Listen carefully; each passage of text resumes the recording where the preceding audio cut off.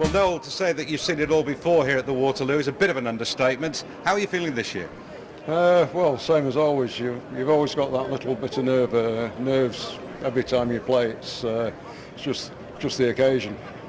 Terry, what's it like coming face to face with the grand old master in the semi-finals of the Waterloo? Well, we've met before. We met in adoption. But not here. Not here, no. So on different territory. Looking forward to it. And have you, when you've played before, have you held the upper hand or not? I'll be quite honest, I can't remember. Can you remember, Terry? I shan't give it away, I think, then. Right. I gather by that you might have edged it. But very narrow victory. OK, you two. For a place in the final of the Waterloo, heads or tails? Terry? Tails, please. And tails it is. It's Terry with the block. For you at home, the commentary team is Mike Leach and John Gwynn. Well, looking forward to this one. One of the all-time greats, of course, in Noel Burrows against a man who's impressed us here at the Waterloo this time around, Terry Cutting, 43 years of age, and had a recent victory, quarter-final win over Tommy Johnston, 21-17. He's won the toss. He's getting us underway. And Mike Leach, a man who's no stranger to this green himself, a contrasting match in more ways than one. Not the most experienced of men on this green against one of the most experienced by a long way. Well, I think I'm really looking forward to this because I think Terry Cutting played a marvellous tactical game against Tommy Johnston. He had his game plan, he stuck to it, and it saw him through in the end. Noel's a player who will change his plan quite regularly during the game, searching for his opponent's weaknesses. I should be interested to see how they play, because Noel has played short lengths most of this tournament, but he may decide to go further.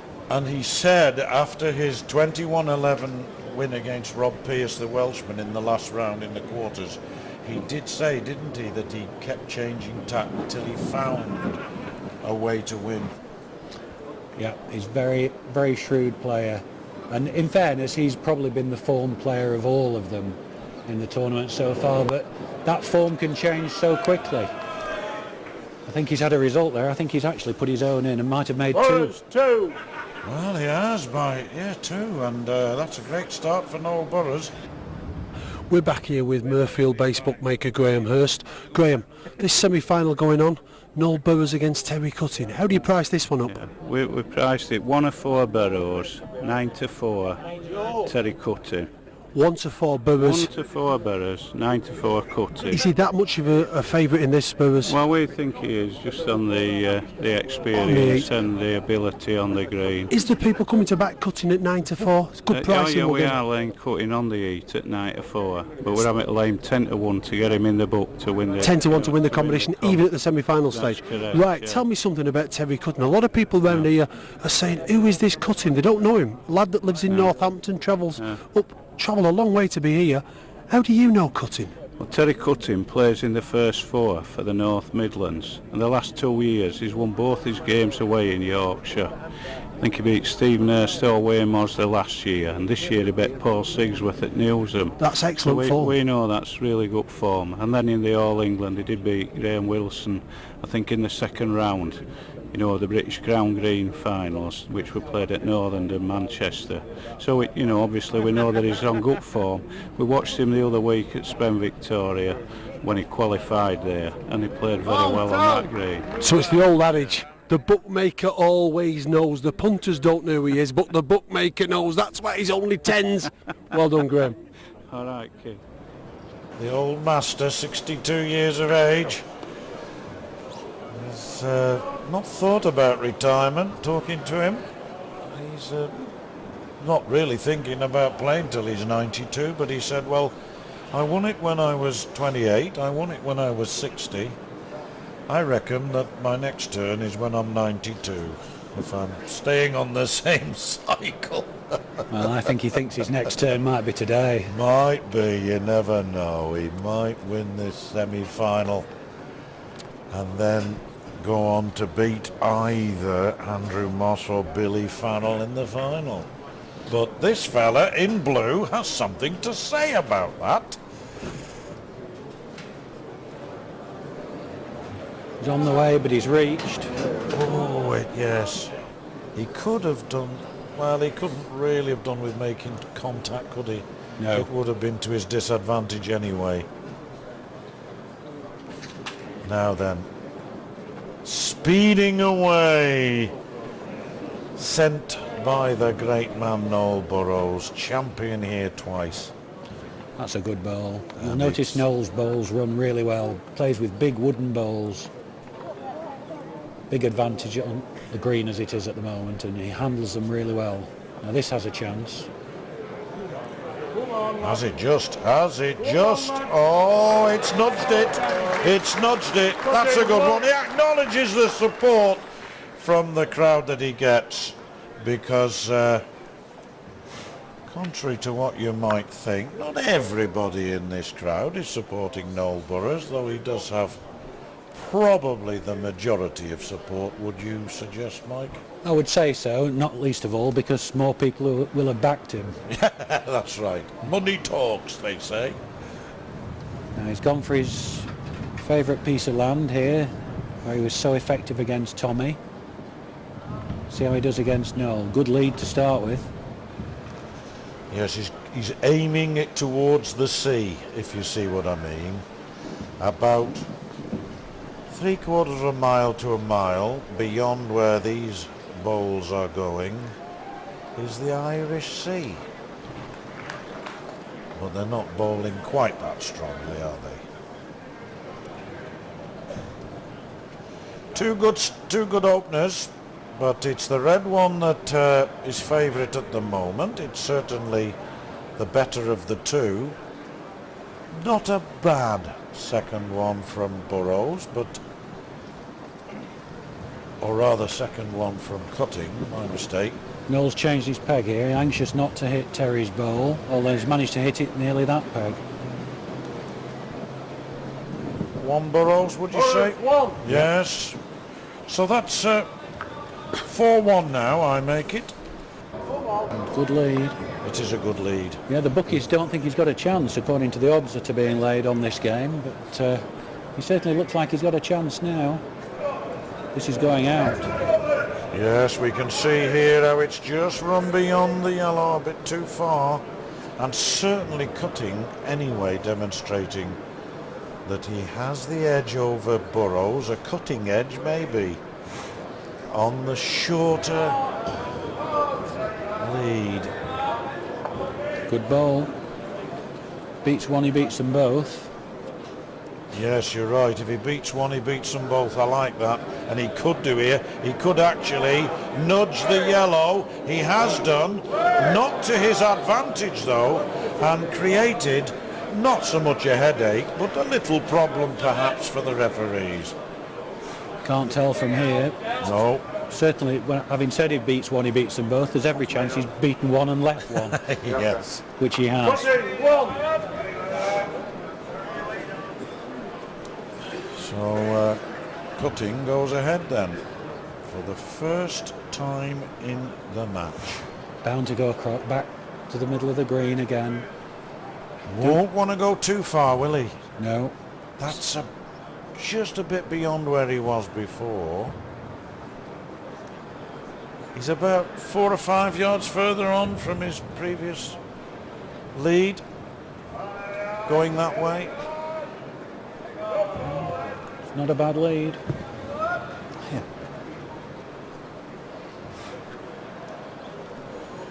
Burrows was bowling from Withington when he won this in 1972. South Manchester, part of the world I know very well. The Red Lion, been in there a time or two. I've won it. And Yeah, had his own bowling green. yes, it was a good one. Just near the fire station there in Withington. And now lives in Good Hazel chance, Grove. big He's chance. keeper at Marple Golf Club, and that's excellent bowling from the lad from Northampton. That's a marvellous bowl. Now Noel's in trouble here. He's in trouble if he plays short. Well, he's played well short, Mike. He's played well short, and he knows it. Cutting, 2 to Cutting, 4 to Burrows, 7 to Cutting, and Cutting has gone from 4-1 down to 7-4 ahead using the peg that he's using now, using the short lead now. Back he'll come whence they came before. I think he's just going a slightly different angle, slightly more towards the southwest corner of the green, but only very slightly. The thing that's amazing is in two out of the last 3 ends, Noel Burrows has played a second bowl a mile short when he was 2 down. And that's so uncharacteristic of him. Why do you think that is? He admitted in his pre-match interview that he was a little nervous, but I think you have to be, don't you? Well, basically he's lost his length at the moment. He's had a hit there on the jack when he was going 1.5 yards through, and he's probably won the end, or lying in at the moment with that, and he needed that. He's completely lost his length for the last 3 or 4 ends. It happens in the middle of a game. He might get it back, he might not.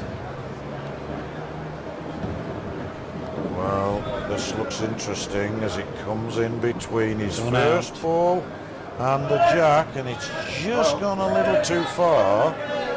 Now, you reckon Burrows is one in here, Mike, do you? I think so. And that this, if it doesn't go this could be a second. It could be a second. Yep. It could be a second. It is certainly the closest of the 4. And it's 2 to Burrows. So 7-6 now to Cutting. Well, a very welcome guest of the Waterloo this week is the world number 4 flat green bowler, number 1 last year, the one and only Andy Thompson. Andy, welcome. Nice to be here, Elton. It's first into the Waterloo, and it's something I've always been looking forward to seeing, and I think it's absolutely fantastic. Crowd's fantastic. That it's really good. Really enjoying it. What about the game itself? Is it more intricate or less than your version of the game? I think, I've been studying it quite a bit today, and I think it's a lot less intricate. I mean, I think our game is a lot more tactical. I think there's a lot more head building. I think there's a lot more shots. I think this game, to me, is possibly in a way slightly more pressure, because you've only got 2 bowls and you've got to count with one of these bowls, really, haven't you? So there's a lot of pressure often on your last bowl because it's a 2-bowl game. But I find it very interesting. Some technique, though, from maybe 50 yards to pick off the block, the jack, as you would call it, yes, or to promote another bowl. That's right. I mean, it's a fantastic skill. I mean, 50 yards, I mean, obviously, as far as we're concerned, we tend to be about between 25 and 35 yards. So we're playing at half their distance, really. But over humps and hollows as well. Exactly. So I mean, it's a fantastic skill. Certainly no way am I sort of degrading the game or anything like that. I think it's a fantastic game. I think, but there's just, to me, there's less action than we have in the flat game. That's all I would say. The crowd, to me, make the game, actually, I would say, having been here for the first time. Noel Burrows, who's playing as we speak, first won this championship in 1972. He won it 2 years ago. It's sort of longevity which is connected, say, with David Bryant. Yes, I think it is. I mean, Noel Burrows, Brian Duncan, David Bryant, Willie, all these great names. And Noel's obviously still a current England indoor player, so he actually plays in the same team for me during the winter season. So Noel is still a top player, and again, he's proven here today that what a top man he is. It has been said that arguably he's the most complete bowler in the world because he's won majors both on the crown and on the flat. I think it's a fair comment, Elton. I think it's fair to say, I don't think there's many of the flat green players could come here and produce the performance he does. He, I know that he plays a little bit of both indoors and outdoors throughout the whole year, which to me is fantastic. They're going to have to call the measure. And I'm not going to commit myself this time because the angle of our picture suggests to me the blue one, but Noel Burrows, I think, might have flopped over, as you say, and flopped in. I think the body language says Burrows. Yes, that usually is as good a measure as the measure itself. He's very lucky if he's got 2 to be 8 all. Thank you. He's really been outplayed so far in this game. Well, John Gertrude is your referee for this match, and he's saying 2 to Burrows, so it's 8 apiece, and this ding-dong match is really donging and dinging now because John Gertrude calls on his fellow referees to come and help him measure, and you couldn't have a more measured contest. 8 apiece. First to 21, a place in the semi-final. Waterloo 2006. And next year, of course, is Waterloo 2007, exactly 100 years since the very first one.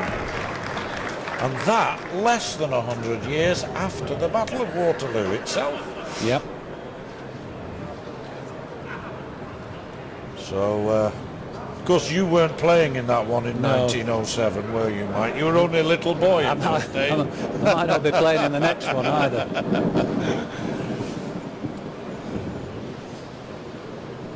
Well, you've seen a terrific contest. There it is, Waterloo Hotel, the Waterloo, and so many Waterloo pubs up and down the land. In just about every industrial town as this man Burrows, who's graced this Waterloo green so often. Who's had another monumental stroke of luck with that ball. Really. No wonder there's a wry smile on his face. That's a big hit again. If he counts these two, he will be a very fortunate man, and this is short. Well, might Cutting have been affected there to a certain extent by the fact that Burrows had secured that in such a way? Well, I think he was. I think he was demoralised with that fluke. So it's certainly 2 to Burrows, 10-8 to Burrows. He was trailing 6-8 not so long ago. He's taken 3 twos now in the last 4 ends. There was a spell there where Cutting had the lead, and he was making sure that the short lead was to his advantage, and he went from being 4-1 down right the way up to being 7-4 ahead. But since then, it's rather gone the way of the man in red. Well, Cutting needs to get in now. He needs to put that behind him, what's happened in the last 2 ends. He's had some awful luck in the last 2 ends. He needs to forget that. He's still in the game. If he gets in here, he'll be nearly level. This is crucial for him. His mental strength here is crucial. And this looks all right. Good ball. Well, we've got a terrific shot there of both players, and of course the ball itself making its way inexorably towards the yellow. I think he's short again. Well, short. It isn't good enough, is it, that? Well, he's turned his head away from this ball. I don't know what he thinks is wrong with it. Unless he puts Burrows in, which he isn't, and he's played a perfect ball. Maybe he should turn his head away more often, Mike. I'm sure that it's not in the coach's handbook. Well, unless he was play acting, he looked disgusted with that delivery when he sent it. Well, he got 2 in there. This is some contest, because it's now 10-10, 10 across, and we've had, that's only the second 2 from Cutting, whereas we've had 4 from Burrows. But Burrows has only had the 2 ones, hasn't he? Yeah. Well, he's persisting with plan A, cut the green in half, make sure that Burrows has to win 2 ends before he gets in the corners. Doesn't need to change, at the moment he doesn't need to change from plan A. Plan A is working okay. Yes, he hasn't had too much opportunity to execute it of late, has he? So he's done so pretty well there, hasn't he? Good lead again. Don't think you'd complain at that, would you, Mike, if that was yours? I'd be well pleased with that. He caught Noel here last time for pace. Noel played 2 bad balls, but this is better. Not won it though. Yep, no. You're on first ball. It's all on the first ball, says John Gertry. Yeah, last time Terry came here, he counted 2 relatively average bowls, and Noel played short with both of his. Can he get one? Can he get past it? No. Brave effort, brave effort. No. Terrific. Noel can Noel get at that blue bowl and take it out? Well, if he does... Can he get at it? He's close. He's close. If he does... Oh, he's not. He might have done enough. He might have done enough. No, he hasn't, has he? That's don't know. remarkable, isn't it? I mean, the marvellous thing about that, Mike Leach, is that that was all he could do, and he almost succeeded, and he may have succeeded in getting one in. We just don't know. Look at that. They certainly Brilliant deserved it. accuracy. He certainly deserved it. Now, if it had flopped one more away, I think it would have been a certainty for Burrows. Since Burrows 1. Well, congratulations, Noel Burrows, because that was bowling at its very best. and this is the mark where he played so well against Tommy Johnston in the early part of the game. But he was leading closer than that. Yes, he was leading 11-1 in that match, won it in the end 2017. We won't count them 4 foot past with Noel, not on this piece of land. No.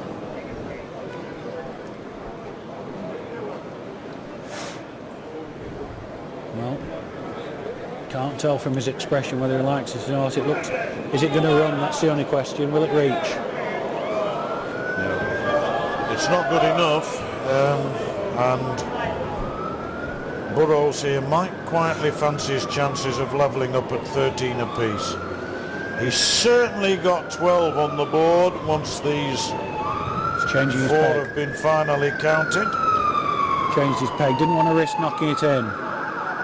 It's not unheard of to knock Woods in the other peg, but he's got away with that because it counted.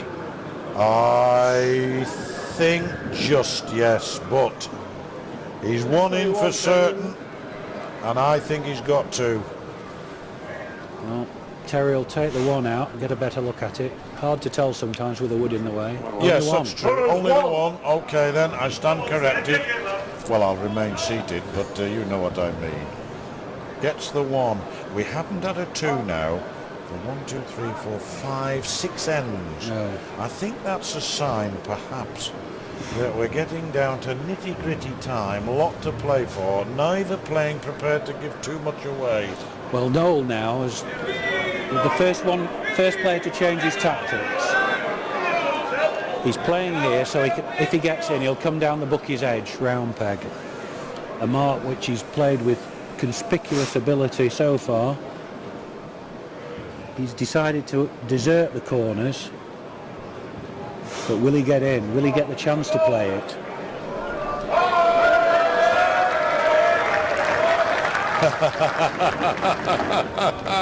You can tell who's back cutting, can't you?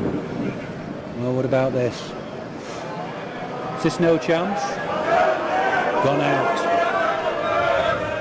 Yes, it was very similar to one that he tried about 3 ends ago, and it just looked threatening but never quite made it. So Terry Cutting, the 43-year-old from Northampton, picks up his mat, walks toward the corner where this one's Good going, too. and what a superb shot of a wonderful, wonderful delivery from this man. Well, well, well. It's now 15-12, 2 into Cutting, and I was saying we've not had a 2 now for 6 ends. Well, we have. Well, that was Noel's attempt at just to use plan B.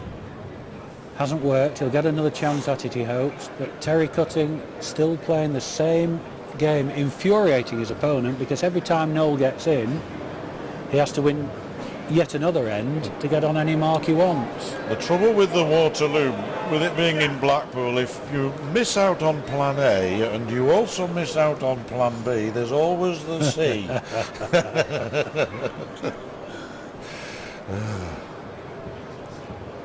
15-12. Terrific first semi-final. Burrows, 62 years of age, 19 years senior to Terry Cutting, looking for a place in the final, would love to win this title for a 3rd time. Only Brian Duncan with 5 has won it more, but he's going to have to go some to beat Cutting, the mood he's in at the moment.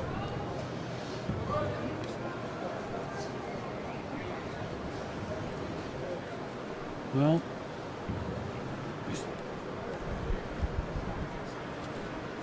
he's played a driven at it. He has driven quite hard. You know, Good hit. yes. What a good hit. Burrows 1. That's a great ball. Well, Mike, you spotted early the speed with which his arm came back. He was obviously going to drive, and there you see it. Perfect split and working in his favour. Maybe an element of luck in it, but not in the actual accuracy. No, perfect ball, perfectly executed. And opportunity to come back at cutting now after that memorable end, as he takes us away into that northwest corner.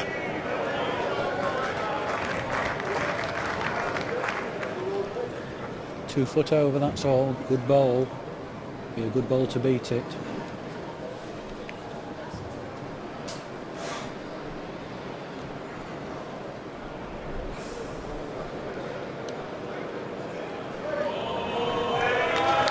Won it. Some competitor, this Terry Cutting, isn't he? Some competitor. He's played so well. Noel Burrows is close. He's playing through at it. He's missed it. He's done the gap. He's done himself there. So there's a guarantee 1 to Cutting, and perhaps he could make it 2. If he does, then he'll open up a 4-point gap. But I think he's just fallen short here. I don't think he wanted to go through with that for fear of spoiling matters. No, it was a timid ball, really.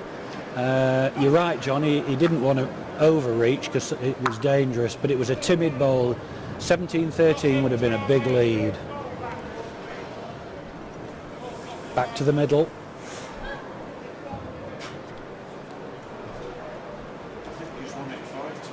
Sorry.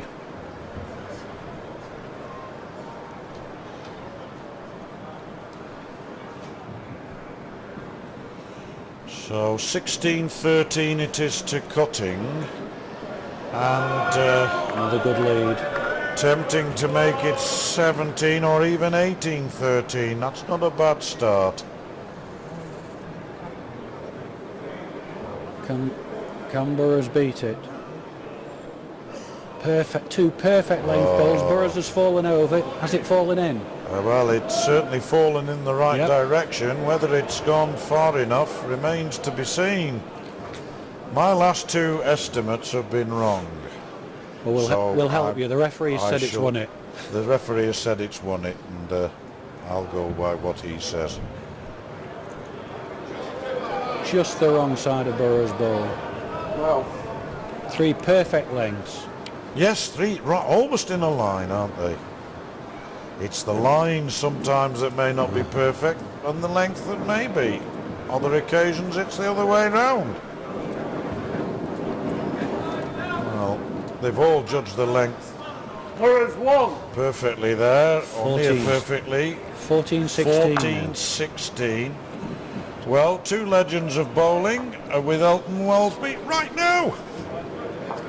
John, I've got the dream team here. If I could back these 2 in a game of pairs, I'd be quids in. They've been arguing about who's the youngest. I mean, what's going on? Well, if Luke's might deceive you, see, I'm younger than Andrew. Andy, what do you make of this game? The legendary Noel Burrows is struggling a little bit. 16-14 down. Yeah, I mean, I think his first ball is letting him down. To me, he's just not reaching through with the first ball. I mean, this is a better opening ball. Right, so that's the commentator's curse. That Speak of the Andy, devil, isn't it? No, that's a better. He's not been doing that enough, to be fair, Elton. That's been his problem. And to be fair, I think Terry's been playing the better balls at the moment, but Noel's hanging in. Brian, he can't really get into the corners, and when he does, he's not leading well, Noel. Well, he's just like Andrew said, he's just playing too many short balls now. Whether he's been off the green a while and the green's gone a bit heavy, I don't know, but when he's going any distance, he's just playing short. And this hen, like as it happens, he's played a good lead, and if he gets in this hen like and back in the corners, the game could change really. You've been impressed, Andy, with the way Terry's been playing the shorter marks, 22 yards, 23, 24 yards. Yeah. Well, I mean, I think, to me, I thought that would have been Noel's tactics, having seen Noel playing earlier on. I thought he would have been, but when your opposition plays short, then you've got to go somewhere different. And I agree with Brian, if Noel scores this end, he'll definitely go long, and hopefully, he'll dictate the game from there. In one of the previous encounters, he quite enjoyed playing the channels, which he hasn't done yet at all in this game. He's never come down this edge at all, and I think the last game he played, he got a good break down this edge. There is just he's got the block now. There is just an option that he might decide to come down this edge, because obviously he's not been leading in the corner. So there's probably two choices: either go full distance, or he might just come up this edge and just try and catch him out.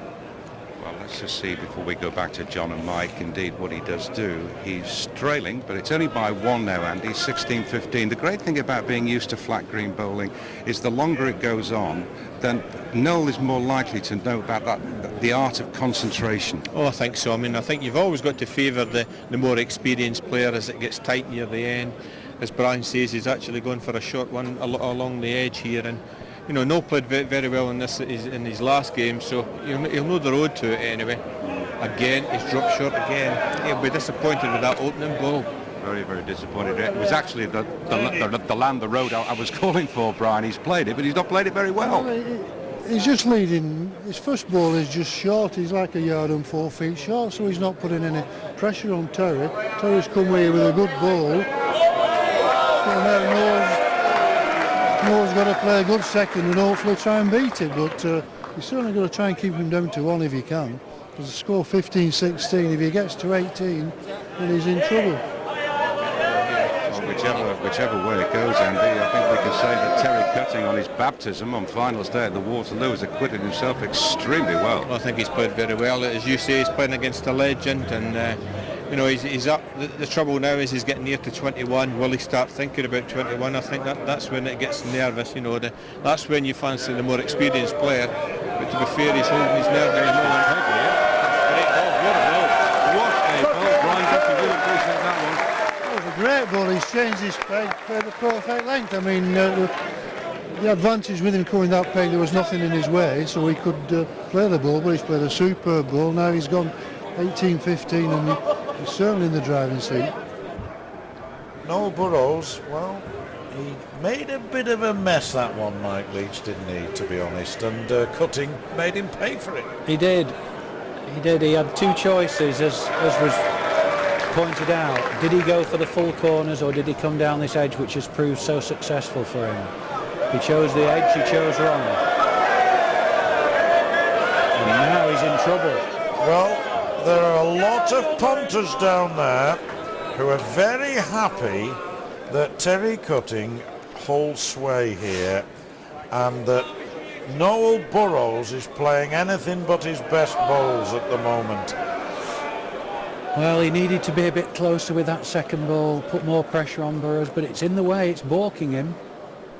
Noel's got to get round that and still come in to beat the first ball. Well, what do we say? The crowd say it's short. And is it two? I think it is. I think it is. Cutting, two. Yes, it is. And now suddenly, big trouble for Noel Burrows, the favourite in these going into these semi-finals, is likely to be eliminated from the competition in the semi-finals unless he takes 6 on the trot by whatever means. Those who have backed him are stunned. Those who haven't and have backed the other guy are elated. He's led one. I suggest there's the voices you can hear as a wonderful lead there for Cutting. Is this the end for Burrows, or is this the end where Cutting moves into the final? Now, what does he do now? What does Terry Cutting do now? He's got one by the jack. Burrows has got one at the back. Where should he put this? I say he should put it behind. Try and cover Noel's back bowl. Yeah. Andy Thompson would know what to do. Yes. But he's played a no ball. What he's done, and I think he's caught between two stools and he's ended up doing nothing. Correct. I think that his mind was thinking yours, but he wasn't decisive enough. Now then, the masterful, wonderful, twice former champion Noel Burrows is about to bowl a killer delivery. It'll either be the one that sees him eliminated or the one that sees him stay in the competition.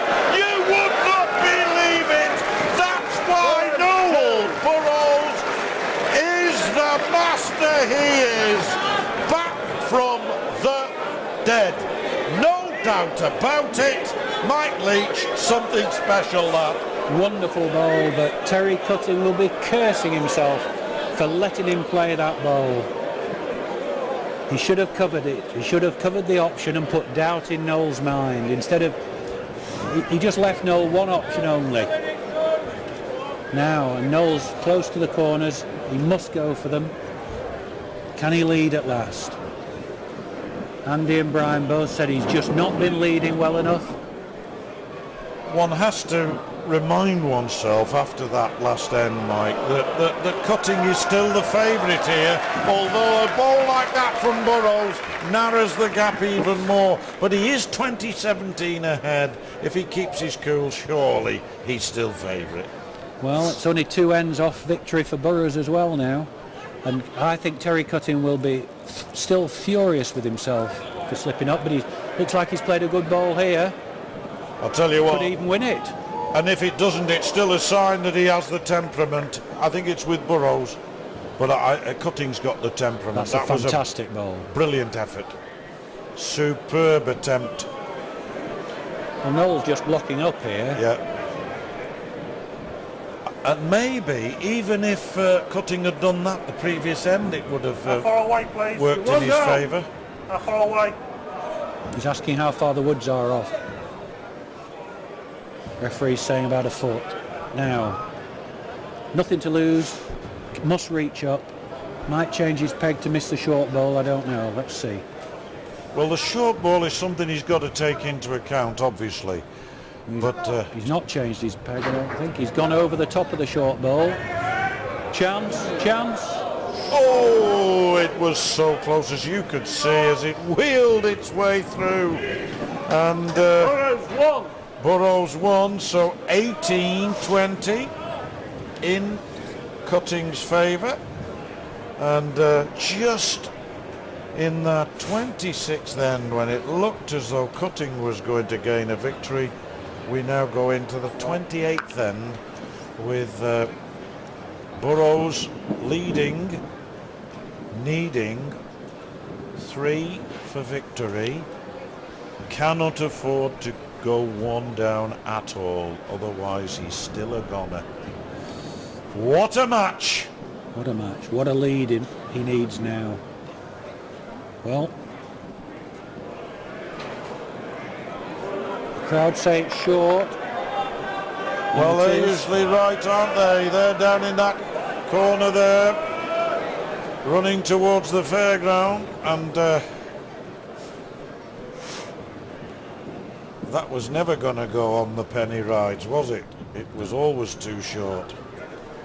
Terry's reached all right. Yes, he has. He's made sure of that. It's always better to be 2 foot beyond than 3 foot short, isn't it? It is. Said and done. It's in. He lies game again. But I think Burrows will beat this. I do. I think this looks good. I think it looks a beauty. It's going to pull up right now, and there you see it. What a wonderful, wonderful ball from Burrows. Mike Leach read that early. I joined him a little later on, admittedly, but it always looked a good one. Can't get it in my head to me. Can't get it in my head to me. Yes, Cutting now. He's striking. He's going to strike. So here we go. Well, anything could happen now. He could actually hit this and take his own back ball out. And you are at the Waterloo. He likes it. Dead end. Goodness me, anything could have happened then when he hit the jack. The jack actually bounced off his back ball, and if it had come back into play, it would have been 2 down. But it's the sort of strike you can attempt to make when you're 2018 in front, but not at 2019. Well, that's true, John, because at 2018, you were still in the contest, whatever happened. He couldn't lose the match with it. That's right, and so it was a calculated gamble. It was a good hit. It was a good hit. And anybody just turning on your television set, you're not at the bowling alley. That was what we call a strike. And a really, really good one from Terry Cutting. 43 years of age, from Northampton, looking for a place in the final of the Waterloo 2006, but so too is 62-year-old Noel Burrows, as sprightly as a lad half his age. Well, he's still not reached. He was saying he couldn't get it in his head to reach, and he's short again. He can't keep coming with the second bowl to save game. If he's going to win, he's got to lead. Cutting's not having any trouble reaching. This has gone out missing. Well, that's what happens quite a lot when you've just struck. Yes. You've still got the strike in your hand. Yes. And in your mind, perhaps, although you're not aware of it. Burrows is further. I think he's too far missing. This has nearly gone out. It's hardly got one. Well, you know, we were rather critical of the first bowl of Burrows, but it's now looking not such a bad one. Looks all right now, but Terry Cutting will never ever have a better chance of winning this game. He'll never ever have a better chance. There it is. Well, the Waterloo crowd celebrate and applaud a famous victory for Terry Cutting against twice former champion Noel Burrows. What a match, a great contest. But it's Cutting who's in the final, 21-18. Okay.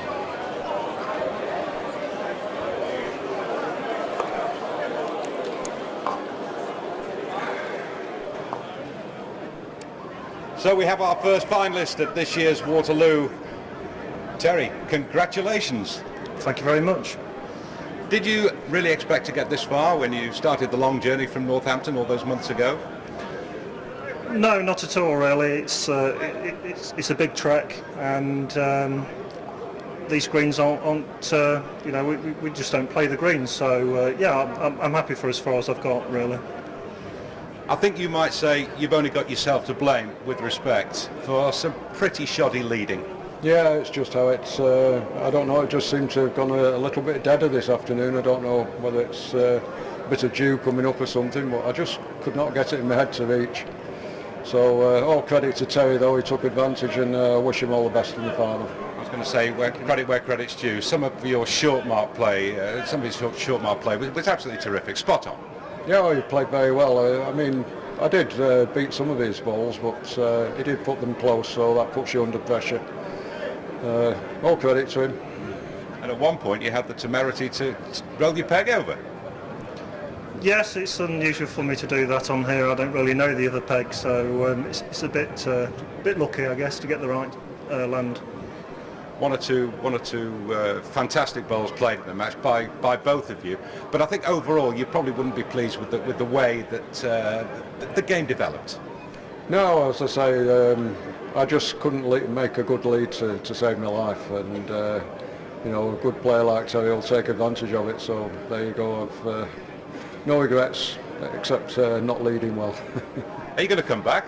Oh, I'll keep going, I think. Yeah, as long as you keep going, I'll keep going. You got a deal, pal. Thank you very much, Noel Burrows. One final word, Terry. Your your final opponent, rather, obviously isn't known as yet. Do you have a preference? Do you know either of the boys well? No, not really. I don't have any preference at all. I'll just play the green as I find it in the final. We'll see you in the final, sir. Thank you. Thank you. Cheers, Paul. Andy, first, are you getting used to the euphoria here? Yeah, it's very nice. It's nice to have people shouting for you and some against you in a way, because it spurs you on, and yeah. It depends where the money is, really, doesn't it? I suppose so, yeah. But yeah, I like this sort of atmosphere, really. Did you anticipate being here this late? If so, have you got someone to milk the cows? Yeah, you hope you're going to be this late. I mean, obviously, you never know, do you? But yeah, I hope my dad's at home going to milk the cows for me. Billy, you said before that you'd only entered the Waterloo on maybe 6 or 7 occasions, so we'll call this the 8th. I mean, if you do get through to the final and win it, it's not a bad strike rate, is it? It'll be marvellous. I'll be very, very happy. Have you enjoyed the occasion as well as the bowls? I certainly have, yeah. It's very good indeed. I mean, the atmosphere is great, good crowd, shouting's always, you know, if you played a short one, you can't beat it. Well, one of you is going to be in the final of the Waterloo. The best of luck to the two of you. I'm going to toss the coin. Billy, would you like to call? Heads. Heads. Heads it is. Billy with the block. And our commentators for all you at home, Mike Wakelin and John Gwynn.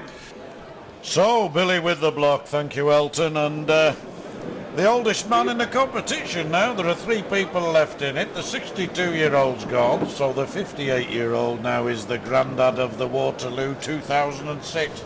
Will it be grandad, or will it be the relatively younger Andrew Moss, the man in red from Alsager, but plays for Whitchurch in Shropshire, a Shropshire County player against a Lancashire County player.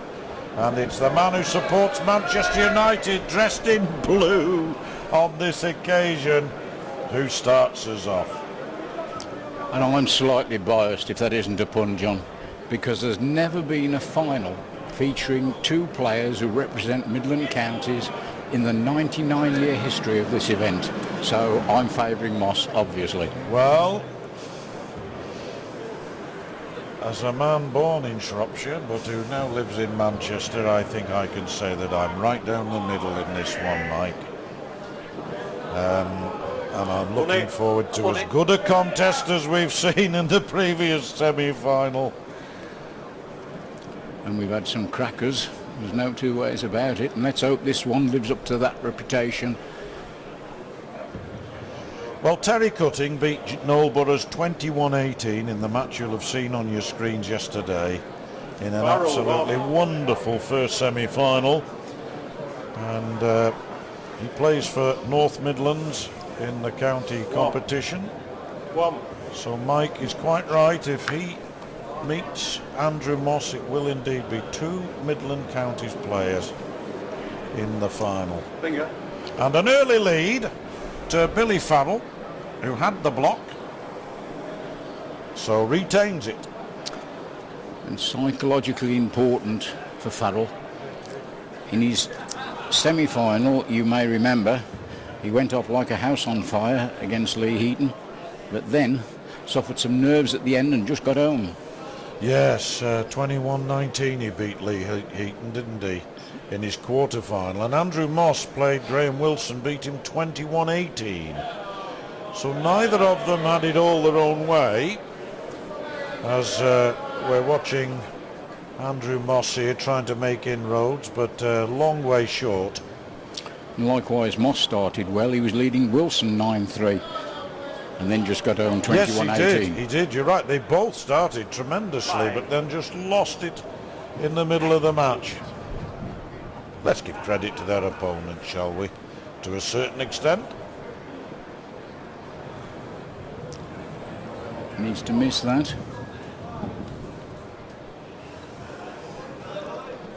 Farrell 1.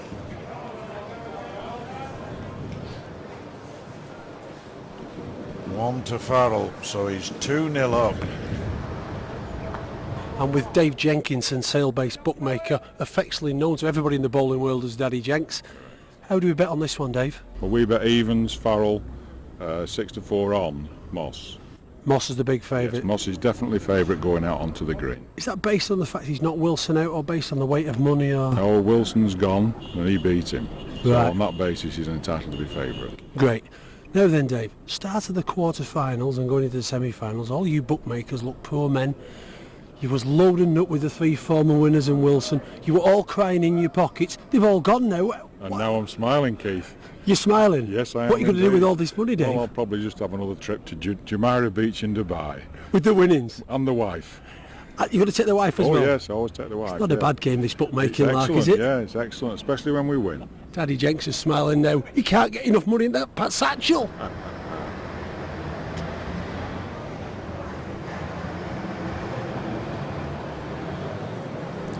Because nerves will play an important part now. Both players are virtually there, within the grasp of reaching the final.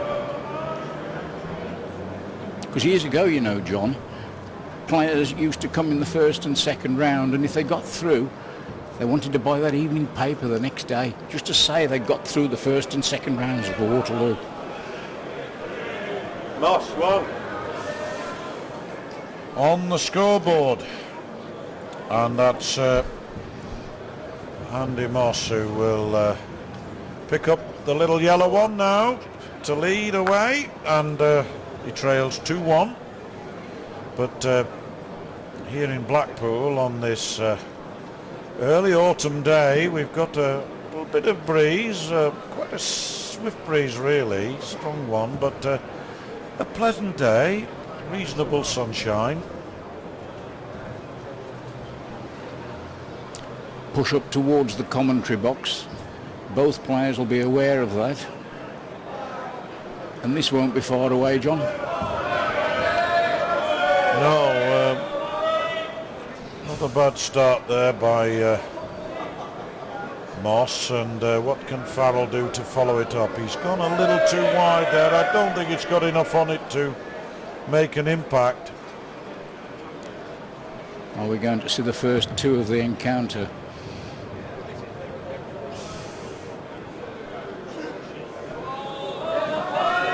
Well, I don't think there's too much wrong with that, Mike. Do you? No. Superb ball, but something for Farrell to rest on. Yes.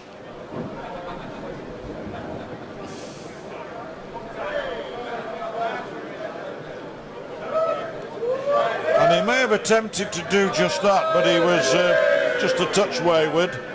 And 2 to Moss, who goes into the lead for the first time in this match then. 3-2 ahead. And hoping to be the one to meet Terry Cutting in the final.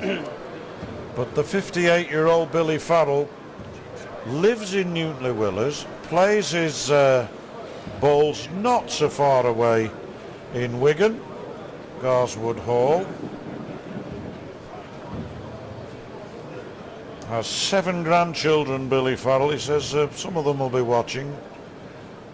So he has supporters beyond the bounds of this Waterloo Bowling Green arena. Because Moss now is back on the mark that won in the quarter-final and the semi-final. He'll have that very, very much in mind, won't he? Try and take him into the final. But that's lovely work from Farrell.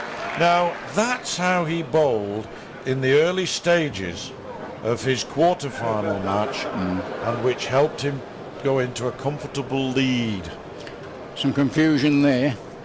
Moss picked up the wrong bowl. If he'd have sent it, it would have been dead. But sportingly, it was pointed out to him by Farrell. Hasn't done him any good, but... No, but nice gesture.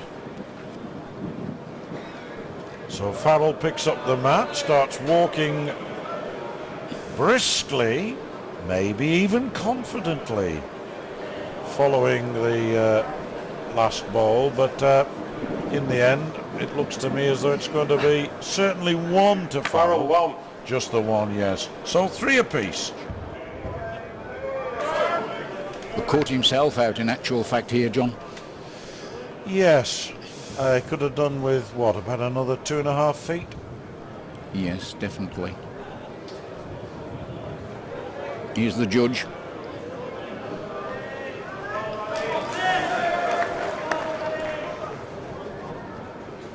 Well, the red one's winning, isn't it? But it's beatable. And this is not far away. Merrily she rolls along. Just dropped on the... Not merrily enough, though. It looked a good night, but did. Suddenly it became other than that. Looks a bad one now. If he scores 2 here. Moss. Moss 2. Yes.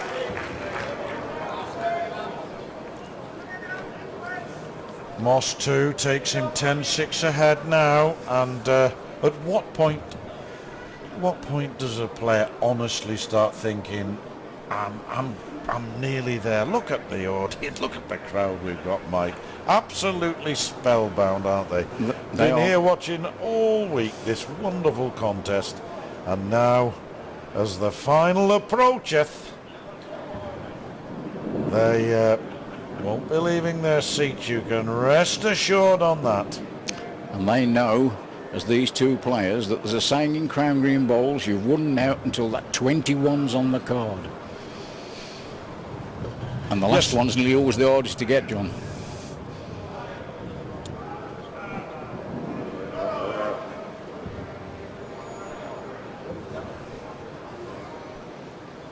So, a ball each delivered, and Moss looking to... I think that's going much too fast, isn't it?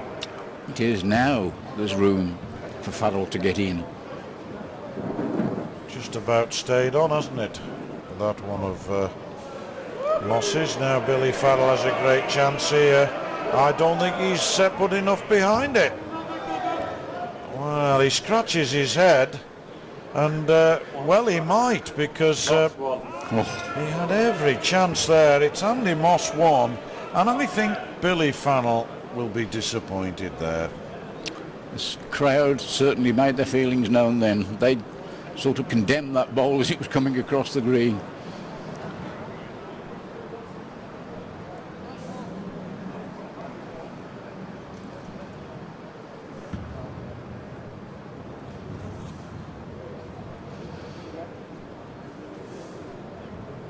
Well, you can't ask for much better than that. Perfect length, absolutely perfect length. You can, wonderful measurement there. This is way off course. Well, almost as if it had been blown by the wind, which is as strong as it has been for some time.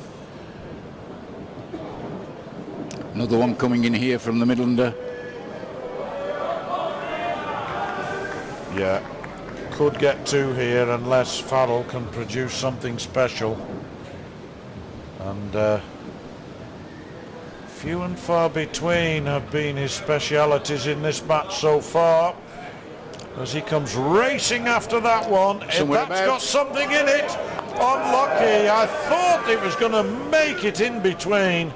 But he may... Oh, no, it's still Moss 2. I was going to say he may at least have saved one, but he hasn't even done that. 2 then. 2 Moss, and there you see it for yourself. A good effort that from Farrell, but in the end, Andy Moss goes 13-6 ahead, and, well, you've effectively already answered the question. It's not until you get to 21, but there has to be a point where you say, I've got to play badly to lose this now, or he's got to play exceptionally well. That's right, and of course 13, and that was a shade lucky, if you like, for Moss. So is the luck on his side. But that's a bad ball.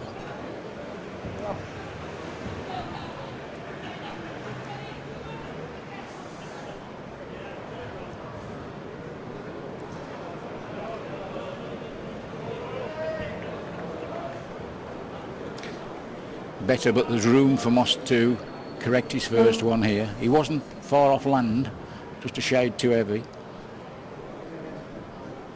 Yes, and a very similar line to his first one, but he'll be looking to have it hold just a touch. He's done Billy Farrell a little bit of a favour there. In fact, he's done exactly what Farrell did on him the previous end, John. Absolutely.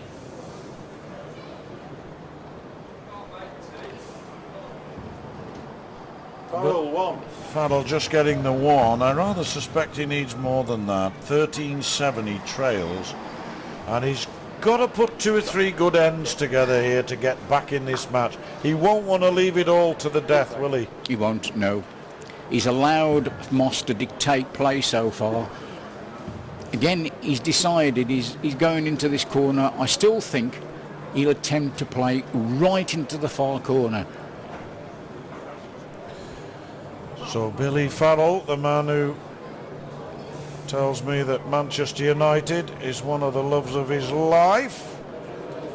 His wife Anne is too, I have to emphasise. Anne, you'll be watching. Excellent first ball there from Farrell, one of the best he's put up so far in this semi-final. Yes.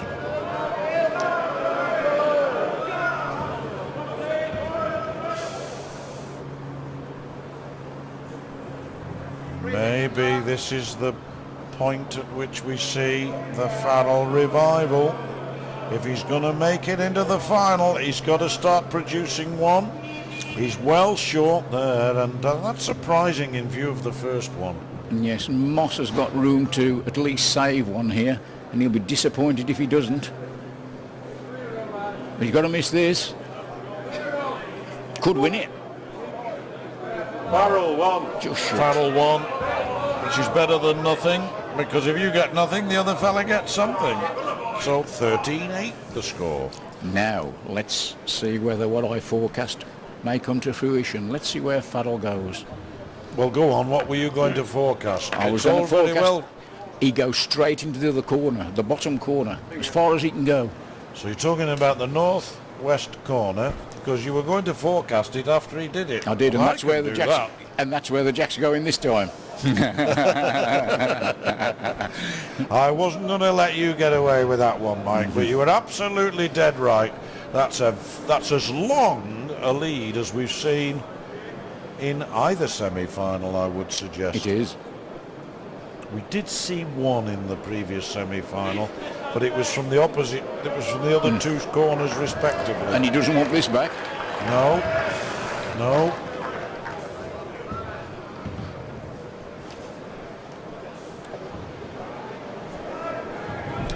This looks as if it's motoring a bit. Well, it's motoring so much that it's going to wade into the sea if that board isn't there to stop it. No, it goes into the ditch. This one's speeding along nicely, but it's going to hold, it's going to hold, it's going to hold. It's not going to go as far as he wants, but it's going to go a lot less further than the previous bowl we saw, which has disappeared into the ditch.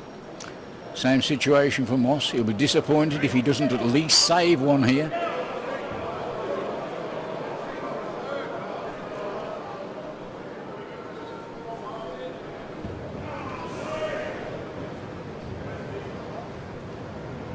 Having a look here. What do you reckon? Removed one. I would have thought that Moss had saved one, but very difficult from where we are. Yes, it's that awkward. If it's that awkward length, isn't it? If that were a putting green, you'd say it's an awkward putt. But anyway, he's only got the one. So, but he's got the last 3 ends all via 1. So he's turned 13-6 into 13-9. And he's still got control of the jack. He's come back down towards this Waterloo corner, not too far away, below where we're commentating from. And he's got a fair bowl, although it's still got to run a shade.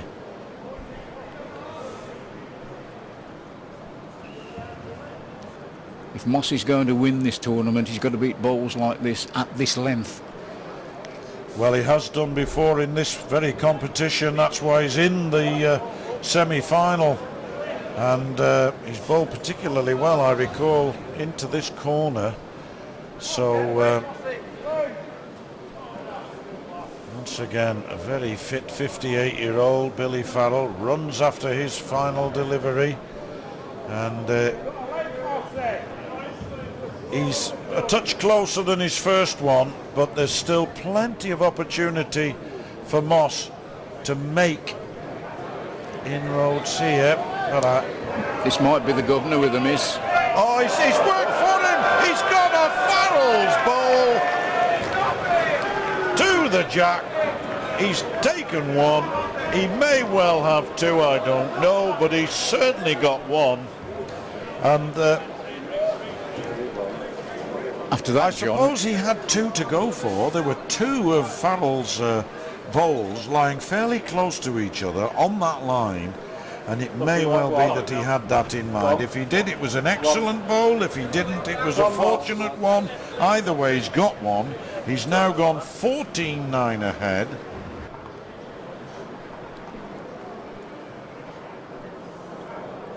Not a bad ball. Oh, what a beauty.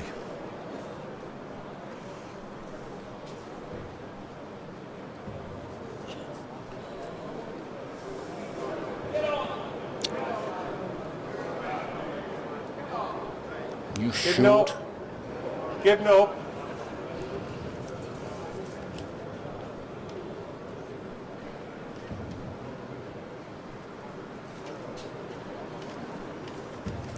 Chance for Farrell to get only his third two in this contest. He's turned the ball over, come the other way.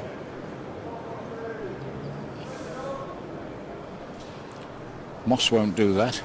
He'll come the same way, try and promote his own bowl or push the bowl of Farrell's out. Two options. Oh, yes. Or has it gone too far? Farrell won. Farrell won. No, it just went a touch too far. 15-12. Advantage Andrew Moss, but Farrell now only 3 behind. And that's the best position he's been in since he trailed 7-4 after the 9th end. That was 12 ends ago. Now then, deep into the corner. Again, back down towards this southwest corner of the green. One of the most difficult corners on the green, this one. But once again, several meters, several yards short of the corner itself. And not got the length on that first one. So Moss, having just seen it, surely will give this a little bit more weight as it moves, as you can see there. Further, John. Sufficient on it. It's gone further. The length is excellent. The line is less than perfect, but that'll do. That'll do for Moss. I'm sure he's saying to himself right now. Now then, Farrell looking to better the first and better Moss's first as well. Might well have done there. Cheers from the Farrell fans, and rightly so.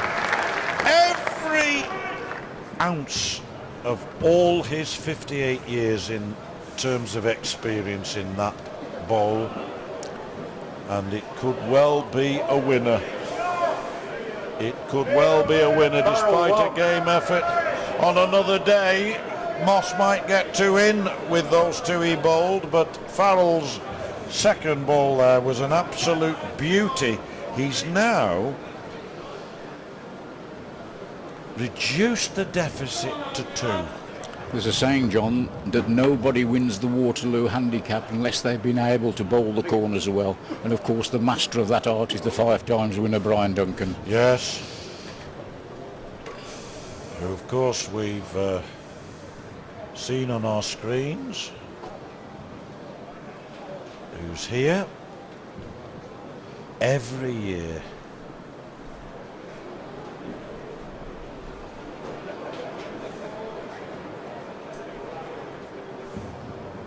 Does he still enter it, Brian?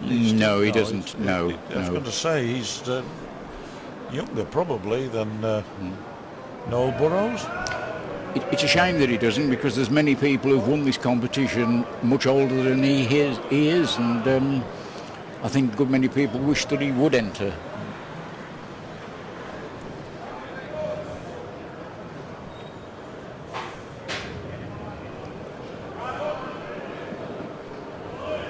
Well, this fella Billy Farrell is 58 years of age, and He's put in another beauty there. He won the last end with an absolute stunner right up against the jack. That one's not a million miles away. And he's chipping away here at Moss's lead to the extent that he's now within one of it, I think. We'll wait and have confirmation. Certainly one, yes. So he's won 4 ends in a row. He's taken it from 15-9 to 15-14. This is a good game. 15-14. Where's your money, mate? Well, if you remember, we commented earlier that Moss led in his quarter-final well and just got home, and I wonder, I'm beginning to doubt now whether the same may be happening here, because he led well again in the semi-final and he just won in front, as you say, John, at this moment. I think you have to say Billy Farrell has raised his game. Look at this now again, almost identical to the last time he bowled to this corner a few minutes ago. He's a foot and a half short, I would suggest. And that's not bad when you're bowling that sort of distance. Chance for 2, chance for Farrell to take the lead. There he goes, running after the delivery. Yes, urge it on, urge it on. He doesn't like it at all. He knows he's got Moss on the ropes at the moment, to use a boxing parlance. But I think he may have just let him off there. I think it may only be 1. Well, he's now strung together a series of 1s, and they're beginning to look pretty useful. Because has Moss corrected the line, John? 1, Farrell, 1. Well, 15 across, and my money's with Farrell at the moment, though I'm quite not averse to nipping down and changing my mind. It's a well-worn fence, this one, that I've been sitting on during these championships. Well, the problem is, I suppose, in the darts world where you are, everybody believes that nobody can beat the man at the top. Well, he's beaten from time to time, but I would suggest that this is perhaps a touch more open. One thing's certain, you're going to have a new name on the trophy, because although we went into the quarter-finals with 3 former winners, not one of them has made it through to the final. You'll recall, John, that I said no one had bowled the corners. This man certainly is now. Well, isn't he just? And he's put in 15 minutes of exhibition stuff. He really has. And Andy Moss, if he's been under pressure at all this week, he is now, because Farrell's testing him to the full. And you've got to say at the moment he's not equal to that test, is he? He's been found out. She's running away from us, you can see. She's moving into... Oh, it's 2 in anyway. Well, no, definitely not now. And maybe it wasn't originally, but Moss wants to know the distance there between Farrell's ball and the jack, and having been given an indication. This looks a better weight, John. A much better weight.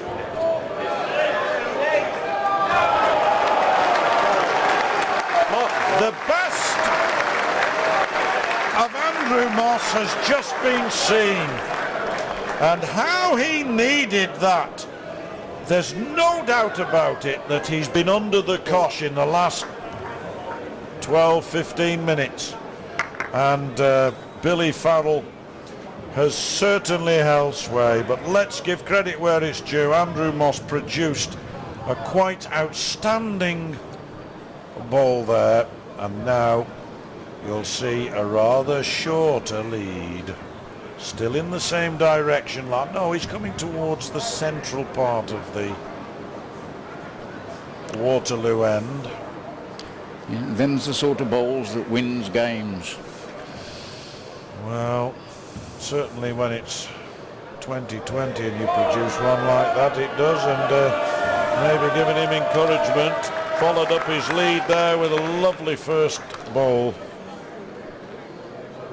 16-15 to Moss. Farrell has only ever led at 2-1, 2-0, well, 2-1 and 4-3.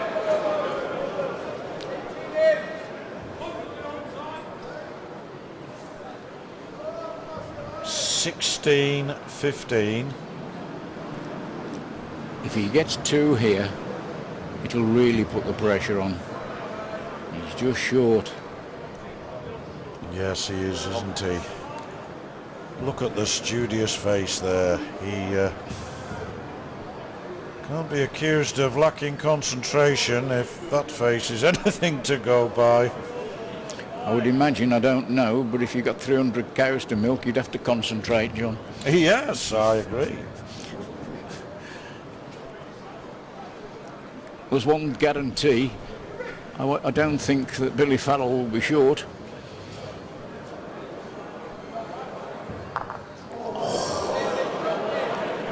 Moss won. Well, Moss won, and 17-15 the score. There's a lot of balls to be played in this match yet. It's getting to the stage, John, now where both players can see that final. Well, Andy Cairns is with Elton. Elton, 1997 champion with you, mate. Thank you. Oh, gee whiz. Thank you, John. Andy Cairns, winner in 97, is with me. I think we called last year the year of the underdog. Nothing compared to this year. No, correct. They're all falling out now.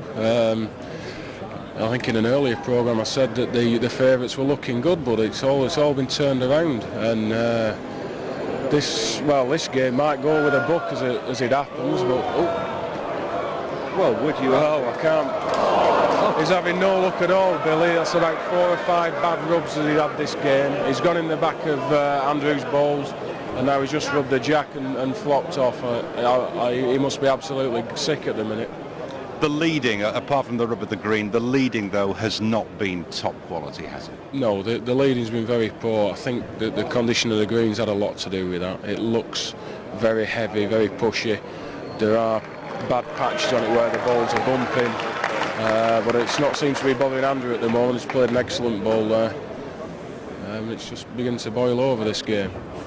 It is very difficult from the layman's perspective when a ball, the jack is literally hovering over the ditch. To get a dead end is absolutely incredible, isn't it? Oh, it is. You are in the lap of the gods when the jack's on the edge of the green. It's a matter of inches. You're either a good ball or you're off the green. It's a great tool when you're leading well. You leave your ball just short of the jack and try and make them pass it, and then they go in the ditch and you count the end. But on here today, it's hard work, it really is. It certainly is a very difficult green. It's playing tough, John, and well, they're making it look it that way as well, aren't they? 18-15 though. Andy Moss in front. Thank you, Elton. Yes, it's an invigorating contest though, and Billy Farrell not having the best of luck, but Andy Moss just turning the screw, and ever since that moment when he took that one deep in the corner at the central drive end, but let's just marvel at that, Mike. That was wonderful work from Billy Farrell, wasn't it? A superb bowl, and of course Moss will be after this one. He knows 2 here, and he's within 1 of victory and a place in that final, and he's not far away. Oh, well, he's probably still 1 in here, Billy Farrell, but I wouldn't want to be Oh, well, the referee gives it to Moss, and well, that last ball perhaps is deserving of being the winner. It's not guaranteed the winner. Now, I think I know what's coming here. What do you reckon? Yeah. I'm surprised that Billy Farrell hasn't come up and had a look at this, although Moss has told him he fancies his own. Well, there's a bit of weight in this, and those balls are waiting to be hammered, are they? No, long way off. And is that the beginning of the end? Because he put in a great effort there, did Billy Farrell, didn't he? He did. I think he should have probably come up and had a look at that end. It'll be interesting now to see whether he gives it Moss straight away. Yeah. Yes, he has. Moss won. Well, I think the 24th end was the pivotal one in this match. I'm not suggesting it's over by any means yet, but if Moss goes on to win this, that was when he had to bowl deep into the far corner at the central drive end from down at the south western end of the green. Is this the calamity? Well, that is perhaps also a pivotal moment. We'll see now, because the jack now automatically goes to Billy Farrell, and he thought he was going to have to work harder than that to get it. Now, having got it, he's got to make the most of this, and if he can win this in that corner, then you can guarantee he'll come far, far deeper next time around. Of course, Moss still plays the first ball. Yes. So although Billy Farrell led off with the jack, this is Moss's attempt to lie alongside it. He gets a round of applause, especially from the folk in that corner of the arena. Rightly so. Farrell hasn't reached. No. I'm not sure that he was ever on the right line anyway, to be perfectly honest, Mike. What a chance. All eyes in the Midlands are on this ball. History could be made with this ball if Moss makes two and Farrell doesn't beat them. Now then, has he made two? I don't think he has. And the referee's signalling one, and he's disappointed. Certainly one. Take that one away, and I think the blue is second, isn't it? Yes.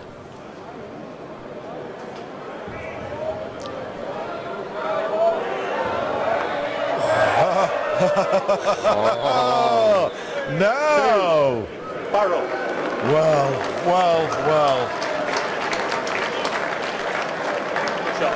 1917.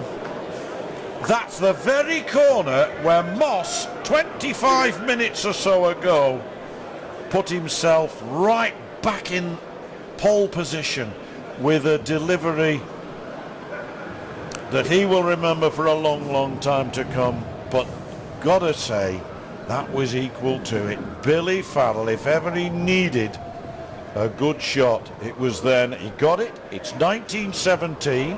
Said he'd take us way down into this corner, and don't be surprised, it's not a bad first one. He could have done with another couple of 3 feet. And all those commentators in the armchairs at home will be saying, Mike Wakelam, it's never all over till the fat lady sings.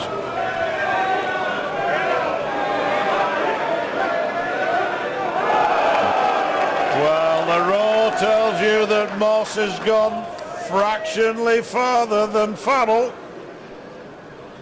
Could have been Sterling Moss that at Brands Hatch.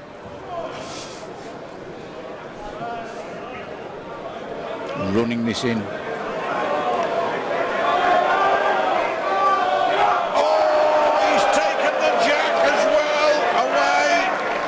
And as this match builds up now to a real climax, Billy Farrell has one in there for sure and cannot get more than one.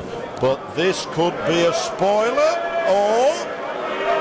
Farrell won. No, it's not. Farrell won. Well, he's inspired at the moment. A case of needs must. It's 1918 in Moss's favour. and he's got the jack, hasn't he? Having lost it by sending the jack previously into the ditch. Remarkable stuff. Drama all the way through. And this competition never fails to produce the drama over the years, and we've had it again this time, John. Aye.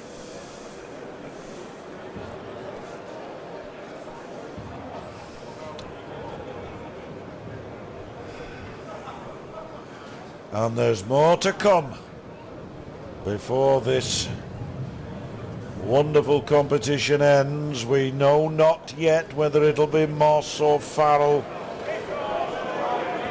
who's going to meet Cutting in the final. Terry Cutting from Northampton will be watching this with great interest, you can bet.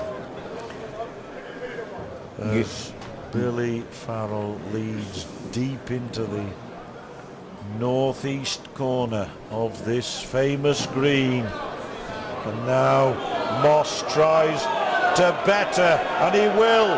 His opener, great shot from Moss, wanting 2 for victory. He's one in there, certainly. That's a superb ball at this time in the game. And that condemning this. Well, you saw Billy Farrell running after it, but I don't think the ball is going to run as fast as he has. And now then, the moment perhaps that Moss has been waiting for all his life. If this has got what it takes, and it looks as though it might have, it's the winner! It's 2 to Moss, handshakes, applause, and Andrew Moss, the 32-year-old dairy farmer, is in the 2006 Waterloo final. He's won by 21 to 18. Pardon? Game of 2 halves. Yeah, whoever's got the jack into this.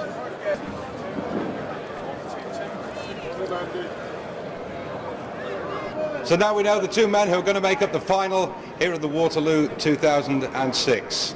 It's Terry Cutting, and more recently than that, Andy Moss. Andy, very well done. You're in the final. Can't believe it, really. It's what dreams are made of, isn't it, this? Well, A little bit speechless. I am. I understand that. Billy, it was an extraordinary game, and I think the pundits who backed you with the bookies felt you didn't have the rub of the green. Well, I can't say I didn't have the rub of the green. It's just my leads weren't good enough. You know, the last end played 2 bad balls, and Andy just stepped in. Simple as that. He played better than me on the day. Leading has been very difficult. As the day's gone on, Yeah, I think it does get more difficult. I mean, obviously, it gets a little bit more pressure on, and you're playing against very good players that, if you don't lead very well, then they're going to make you pay for it. So, leading is important, but it does get difficult. now, whatever happens, there's going to be a new name on the trophy. I think for both of you, you've never been this far before, not on finals day even. So, yourself and Terry, do you know too much about it? No, not too much. It's quite funny because each time we've been coming this week, we've sat together just up the stand there and had quite a good conversation. So we've sort of got to know each other a little bit this week, but apart from that, I don't know too much about Terry. No, not really. Did you ever discuss the possibility that the 2 of you might be competing for the winner's cheque and the trophy? Obviously you joke about it, don't you? But joking's about as far as it goes, really. No, I don't think honestly we thought about it, really. Listen, Andy, thanks very much indeed. Billy, once again, commiserations, and thanks for taking part. Thank you. Andy was telling us after his semi-final victory, Terry, that the 2 of you have been sort of sitting together for the best part of a week, and that you never ever discussed the possibility of playing in the final. That's right, yes. It never came into my mind, really, all the days that we sat there, yeah. This must be a moment that you've dreamed of for some time. I think it's a moment that everybody dreams of. When you set out to start playing bowls, whatever age you are, this is the one. So, yeah, it is a moment you do dream of. And you've really had to put in some legwork to get here, to play all your qualifying rounds, all the way from Northampton, which is the heart of flat green country, really. Well, that's right, yes. I can obviously afford some petrol for the way back now. Whatever happens. Yes. Okay, well, the best of luck to the two of you. I'm going to toss the coin for the last time at this year's Waterloo. Here we go. Andy. Tails it is. Andy's got the block. The best of luck to both of you. For those of you at home, commentary is by Mike Leach and John Gwynn. Thank you, Elton. So here we go. The Mecca of Crown Green bowling once again sees a final it first witnessed in 1907, and here in 2006 we start the final again. Two men from the Midlands, and that in itself is a rarity. Terry Cutting from Northampton plays his bowls in Coventry, standing there in red, waiting to follow Andrew Moss, the man from Alsager, but plays his darts over in Shropshire at Whitchurch. Starting us off, Mike Leach, who knows this green probably as well as anybody. I know you've never been in a final, Mike, and there's still a chance you might one day, but it must be a great moment for these two boys. A wonderful moment for them. Climax of a season. The winner, of course, also goes in the Champion of Champions, so there's still something to play for apart from the prestige of winning this. And you could have had long odds against this final at the start of the day. And maybe you might expect early nerves, but having played on this green all week, several days on the trot, and having felt the effect and sometimes the blast from this crowd, which could be pretty vociferous, they're used to it by now, aren't they? Yeah, but it's still tense going on.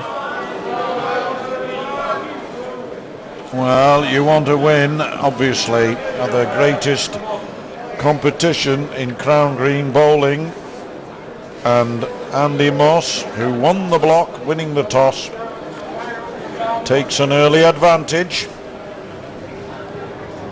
Will want to hang on to that ball in order to try and increase his lead and put a little bit of daylight between himself and Cutting, who beat the great Noel Burrows in the semi-final 21-18, exactly the score by which Andrew Moss defeated Billy Farrell. They've got to forget that they're friends. They've got to just concentrate on the game, because you can be too casual sometimes playing somebody you know well.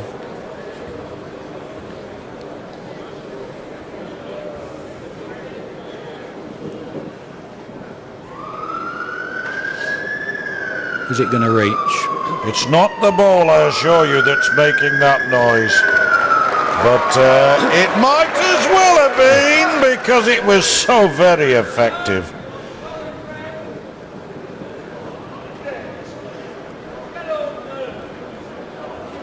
Andrew Moss wearing blue, looking himself to place this alongside. It's not quite there, but it might be a winner. The reaction of the crowd at that end is the best thing to go by.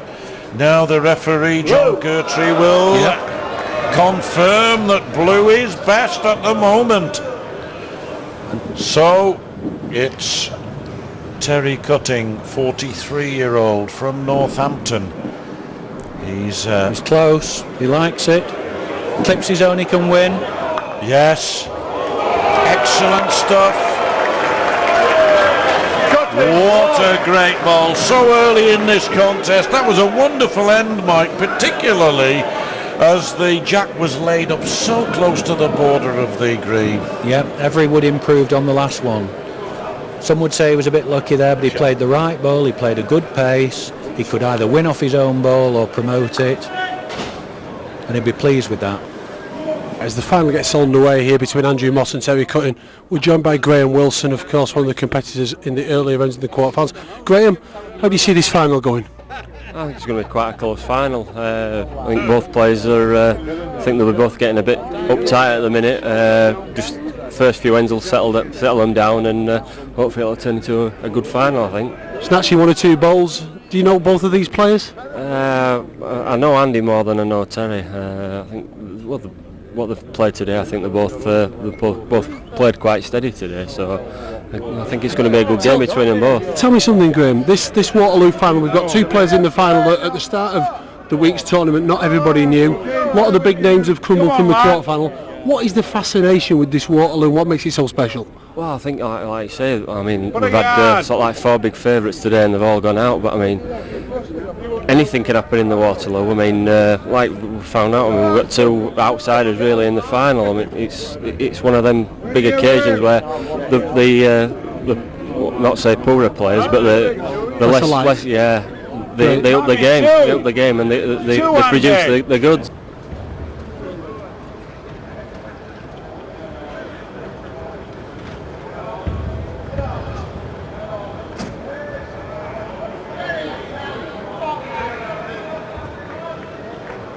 This is interesting mark he's played, because if he doesn't get in here, he's put himself right on the mark that Terry Cutting's been playing.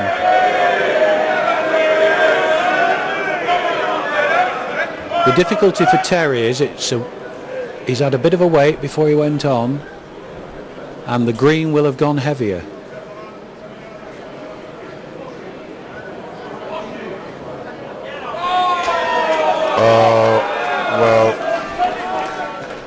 It looked a winner for a moment, but I fear it's not.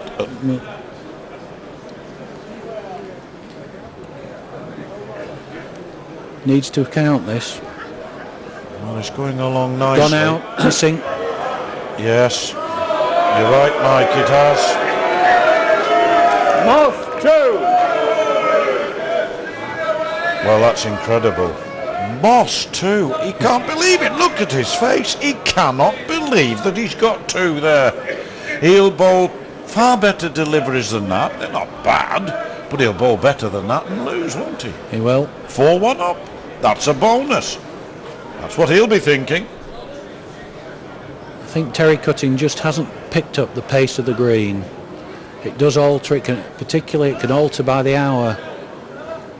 And I think he's just struggling to pick up the pace.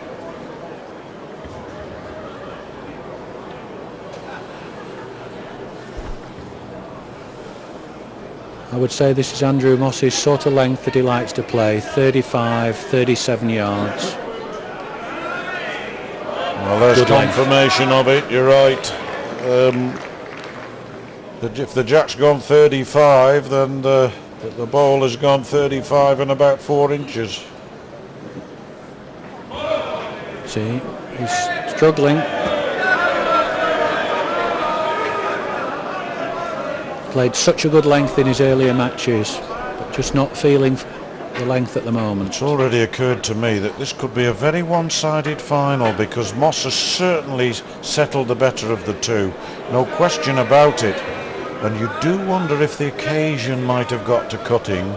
He's shown enough during the course of this competition to demonstrate he can stand the pressure.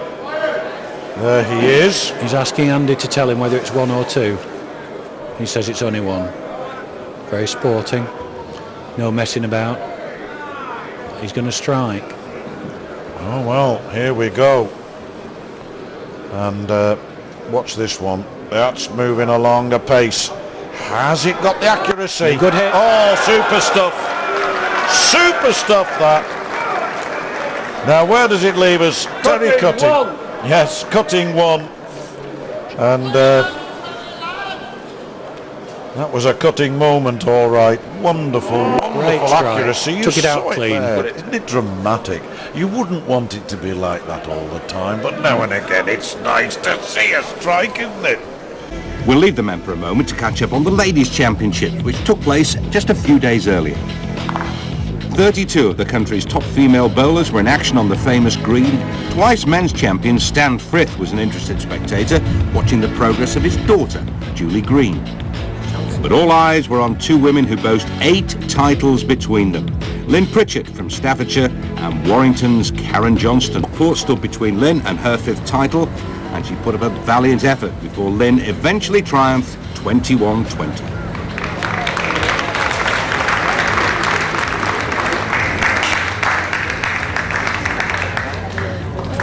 very, very special. To win it once is one thing, but I guess I've pipped the Karen to the 5th post, but she'll be back, I'm sure, and snatching my title off me. She's such a good player. So.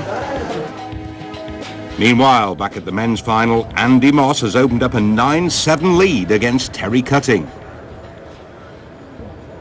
So Cutting from the Copsewood Club in Coventry lives in Northampton, where they don't play Crown Green Bowls. They do 30 odd miles away in Coventry, and he's doing his best to stay in this final. Is Andy Moss. Look, he's caught Moss. He's caught Moss with the change of length. Well, the crowd letting Moss know what they think of that one. That was always too long from the moment it left his fingertips. And now, Cutting. He's no better than his last. I think Moss will beat these. Well, there's a prediction from Mike Leach. He's saying that this man in blue, Andy Moss, will beat both of those in red. And if he does, he'll go 10-7 up. You could be right. You could be right, my mate. You are dead right, Mr. Leach. Well. Too much forecast. Yes.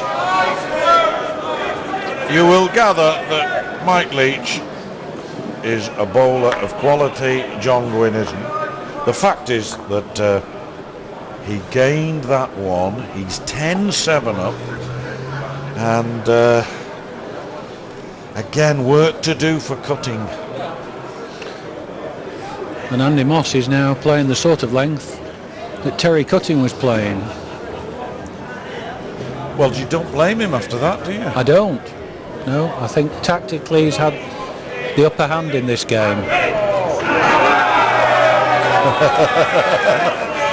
Yeah, well, he's taken the jack a little further than it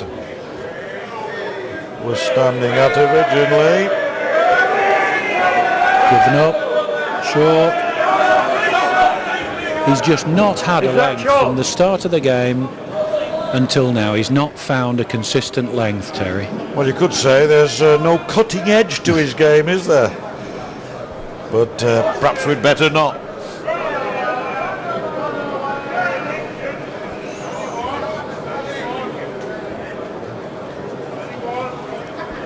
Needs to beat this, stay in the game. He's reached. This won't win anything.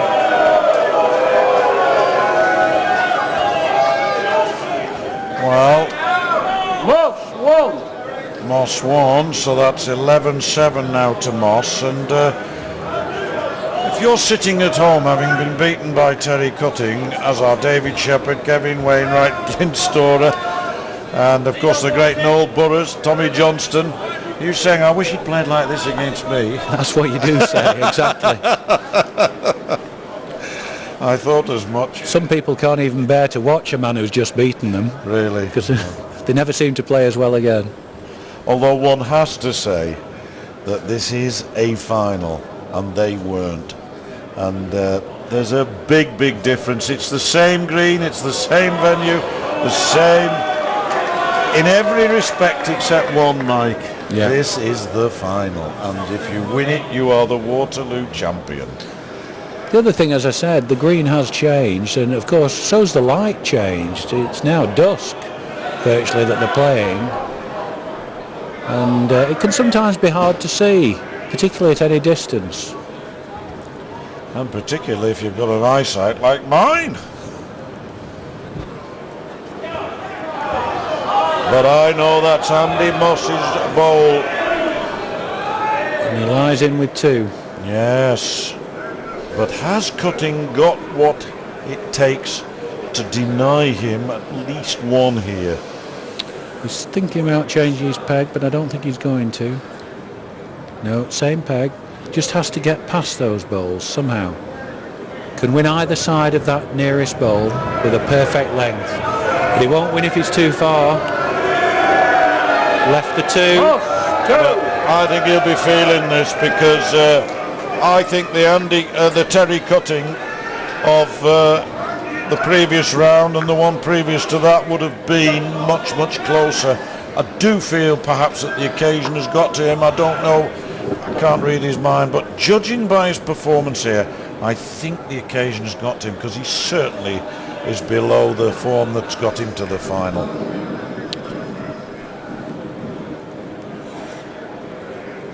It's 13-7 now to Andrew Moss, and there's got to be something extraordinary, I think, if Cutting is going to win this match, because he just isn't playing well enough, in my view, to turn the tide. No, 13-7 certainly doesn't flatter Andy Moss. There has to be a drastic change of form. Well, he's played one.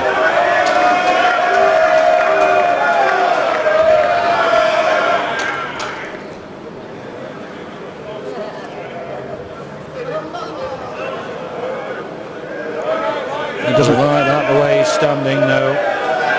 Not on the land. Now, chance for Terry. Last chance he had to make two. He went about 3 yards too far. Needs to make two here. Get himself within 4 points of his opponent. Well, I described this at the outset of this match as the mecca for Crown Green bowling. At the moment it sounds more like the Coliseum. And I'm glad I'm up here commentating and not out there playing at the moment.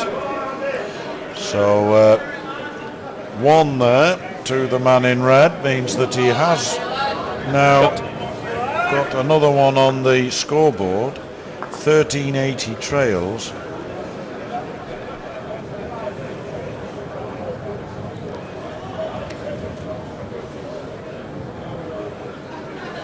As he sends this away across towards that northwest corner of the green, towards Blackpool Tower, which I can assure you is about a good line up the road. Good line, you can see. Good ball this. Best lead he's made. Yes, you could say that one towers above most of the others he sent. It certainly does, and you can see from that picture how accurate it was. And that will do him a lot of good, Mike, won't it? It will. It will reassure him that he can still do the biz. So will that do him a lot of good, seeing Andy Moss's ball. I'm sure it will. Well, what's he done with his second ball again? Don't say he's not got one. Oh, that's an absolute stinker again. He's only got one. Anywhere in Blackpool would have got another. He's given Andrew Moss a free hit. And if he loses this end because of that, he will curse himself. Well, I can't believe Andrew Moss isn't striking at it. Well, he is in a way. He is in a way. Yeah. Oh, he's so close there.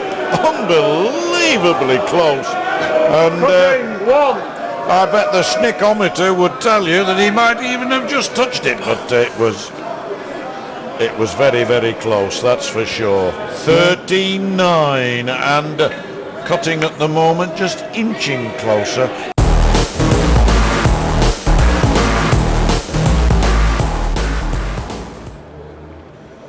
Well, you can see there he's on his way to the hotel, not personally, they'll be walking in that direction in due course.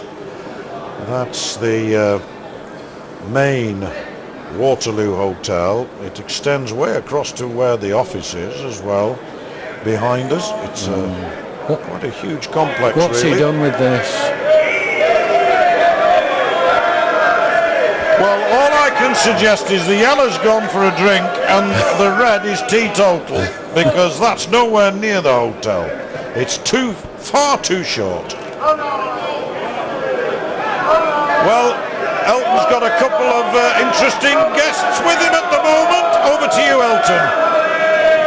Thanks very much indeed, John, Andy Thompson and Roy Armstrong. We've got a worm's eye view, really, of this particular end. It's into the commentary box end. 13-9, Andy leading. Andy, would you be fancying him at this stage, or what you've seen? I think from what I've seen, I think Andy's definitely playing the better out of the two players at the moment. I think Terry's really having to change his tactics for this game. He's having to play the longer end, whereas previously he'd been playing the shorter. So I think at the moment Andy, I'd certainly have him as favourite at the moment.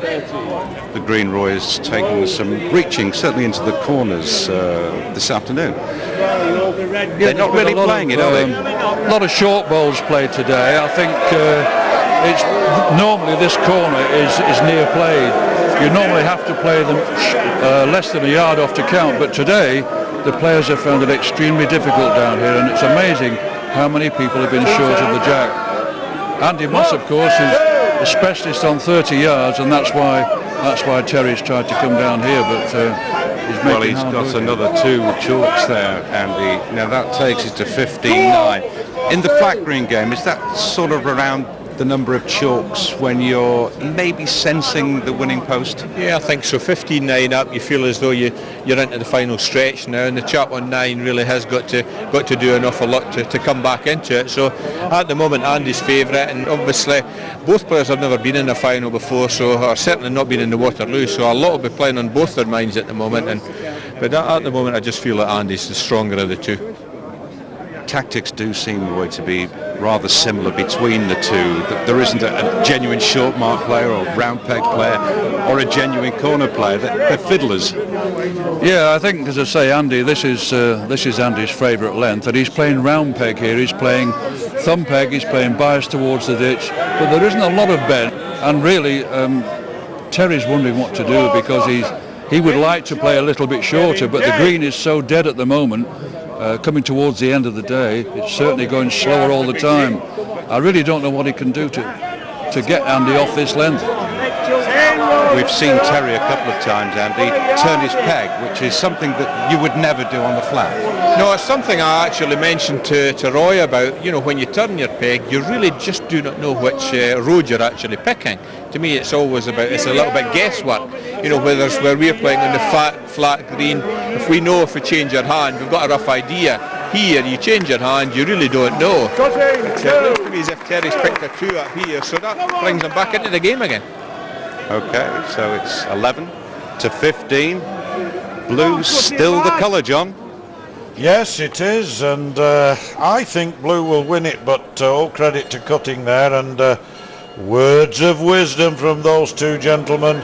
And those of you watching in Scotland, what a great ambassador Andy Thompson is for this wonderful game of bowls, whether it's crown or on the flat. Wonderful entertainment. And of course, Roy Armstrong, a legend, I suppose you could say, Mike? Certainly is. But both spot on with their assessment of the situation. Yes, yes. I saw you nodding when we were listening there, and they got it but as it all happened, worked out.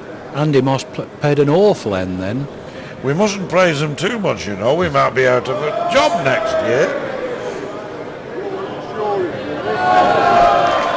Played one there, Moss. Good bowl. Terry just can't find anywhere to play to be sure to count.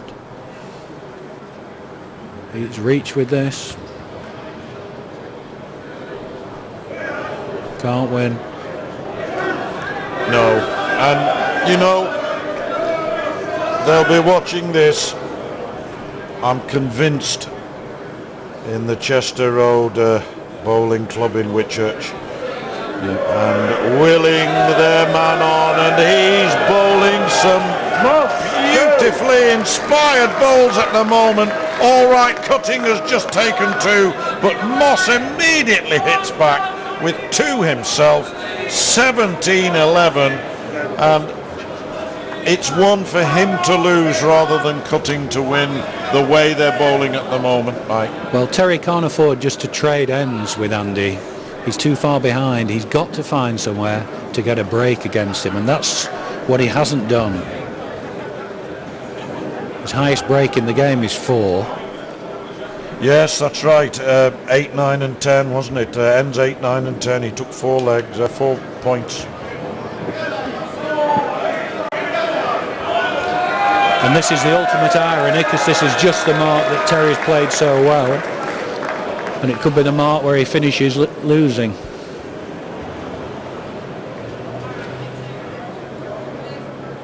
Chance with this though.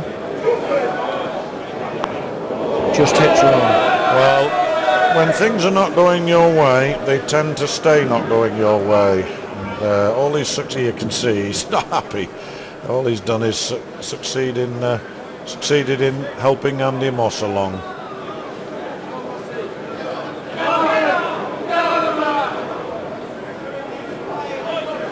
Well, it's not counting, but it's certainly making it very, very awkward for Terry. How does he get past that and win the end now? He's looked at the score. If he strikes, he could take his own out. He should go and have a look, really. He needs to have a look and see how they are in the end, or in the head, as the flat green players would say. Yes. Well, those in Coventry, those in Burton-on-Trent, those in Craven Arms in Shropshire, who have all seen this chap play at their respective venues. Well, I'm not sure what he's trying to do. He's playing through. You're hoping he can do something, but it's not there, is it? Just not there. It's, and I think the fact is that the longer you play badly, the worse you get. That's right. I know it's one of those things about sport that the harder you try to pull things round, the worse sometimes it becomes. And Andy Moss must feel now as though he's in comfort zone. I know he won't be thinking for a moment that he's won this, but his heart must be pounding, thinking, surely I can't lose it, which is not quite the same thing. No, he'll want to get to 19. There's a big difference in your mind in the game, even when you're ahead, between being 18 where you can't get up and 19 where you can.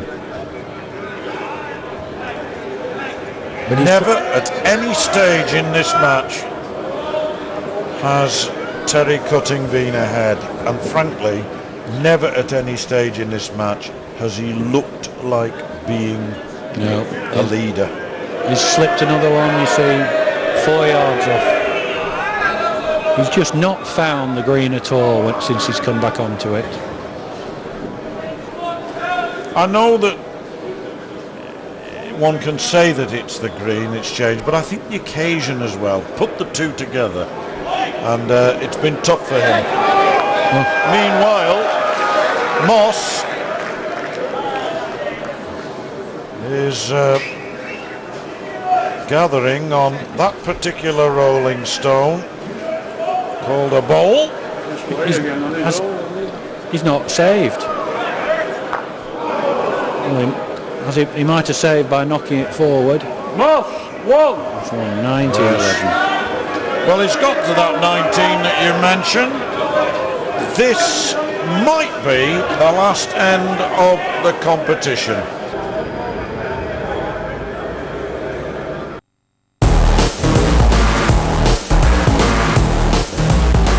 Welcome back to the final of the 2006 Waterloo Championships, where Andy Moss is now just one shot away from victory.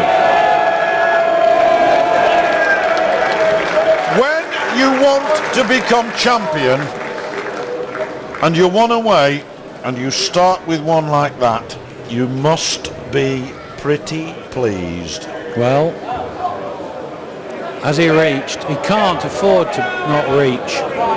Just tight, really. Well, he's good a length. little unlucky there. The bias just took it away when he most needed it to stay straight. And we could be seeing the winning delivery from Andy Moss, because if he does put another one in there, it's going to be difficult now for Cutting. 2012 he trails. He's got to somehow deny Andy Moss here in order to stay in this Waterloo final. So, well, the easy choice is to strike. The tough call is to try and beat them with what you call a dead wood. But just look at Andy Moss. Look at him. He knows. He's got startled eyes, starry eyes, if you like. He has struck. It's gone through, and he's split them up, and he's taken one. taken one. Yes, it's one. Wonderful strike. To Cutting. Well. It's 2013, and I wonder what effect that might have on Andy Moss. Remarkable. Well, Andy Moss is smiling about it. Well, he'd have done the same in the same circumstance, and as you said earlier, they're good friends. They're playing, obviously, in a very, very competitive way, like arch enemies in terms of the actual match itself, which is fair enough. But I'm sure they feel for each other in their different ways. Now he's gone back to the mark that he tried earlier, but he didn't make a particularly good lead on it. And he left Andy a lot of room. Can he start to lead now, just late in the day? Can he just find those good lead bowls that he found earlier? And he has done. Now then. But he wasn't playing this kind of lead in the early part of the contest, was he, when you suggested that he should have been? Well, he's nearly beaten it. Right. Well, good fun this, good fun. Terry can afford to reach now. He cannot knock that ball in. He cannot do any harm. He cannot knock that blue ball in because his own first bowl is protecting the jack, and he's attempted here to reach. You say he's reached? He's reached. He has. He's got one. Oh, brilliant stuff. But this might be the moment when Moss gets his revenge for that strike a few moments ago. He's put certainly a bit of extra pace on this, and it's going through. It's still two but down. It's still two down. All he's done, in fact, is taken his own. He's only taken his other ball away, and two more makes it 2015. And suddenly there might be thoughts of a remarkable recovery from the moment where it looked like as though Andy Moss had won it. You can see his expression there. He was unlucky. I personally didn't think he struck hard enough. I think he needed a full-blooded strike at that. But he certainly made contact and could have come out better. Now, one more good lead now, and this game can go close. Can indeed. Well, his length looks right. Pace looks good. You see, the pressure's off him now. He's playing much better. Well, he had one for the match, the 24th end, and his second delivery, frankly, gone out missing. Wasn't worthy of winning anything, as the crowd here. It's won it. Oh, well. I think it's won it. It's come back off that bowl. That's a very lucky bowl. Well, you saw the reaction there of the crowd, blue, and those who have backed Andy Moss or are supporting Andy Moss have reason to be delighted.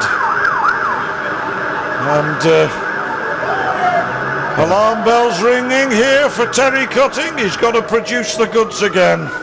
That was such a lucky bowl, the way it's finished. It's hardly given him any target at all. So he's struck. Good hit. Great hit. Dead end. And even the hardened members of the crowd are applauding that. That's a fantastic strike. Yes. Well, he saved his bacon on more than one occasion, has Terry Cutting. Clean as a whistle. In the last few minutes, he saved his skin on 2-3 occasions with some inspired bowling, and now has another chance to make further inroads into this lead, which Andrew Moss has enjoyed just about throughout the contest. The best that Terry Cutting's been in this contest is one apiece. Now the thing is here, he's gone further, but I think that was important to go a bit further, because he's just struck And that's a great lead, a front toucher. It's 15-20. This is game on in a minute. Well, when pictures speak for themselves, that one certainly did, with the red ball nestling up against the little yellow egg. Good effort. Oh, just a little harder, and you'd have been seeing a different picture to that. Now, Cutting can't play for one now. He could knock him in now. That's a tremendous ball from Andrew Moss. Just what he needed. It's not won the end, but it's put himself in a position to win the end. And it's stopped Terry Cutting getting 2. And at 20-15, that's the thing to do, isn't it? Make him work hard for it to get his 6 chalks that he needs to win. I think Cutting can only play short here. I don't think Round there's about the 10th end. Well, he's found his length. Late in the game, he's found his length as Cutting. That's worth one. That lies to be 17-20. Moss needs to play one now. And it looks like he has done. Looks like he has done. Class.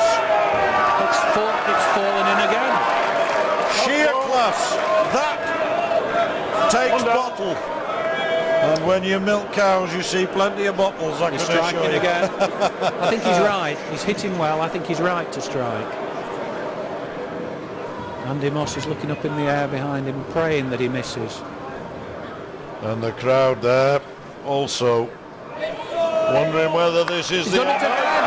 Well, almost to the almost to the same part of that particular side of the green. Amazing. Now the interesting thing now, of course, is the jack has to be put a yard on where it went off. So he's altered the mark considerably, which doesn't particularly suit him either. But he can't put the jack, he can't bring the jack back. It's got to be roughly a yard or a metre on from where it went off. And he would have settled for that, let's be honest. Oh, he would have settled for it. Of course, because he's in no position to bargain, is he? At 20-16 down. And he hasn't been in a position to bargain since he was, well, he'd lost this, frankly, at 2012, 1911, 2012. And I recall that 2012, the 24th end, when there was that rather lax second bowl from Andrew Moss. It was the match winner potentially. Short, yard short. But you see, they've gone.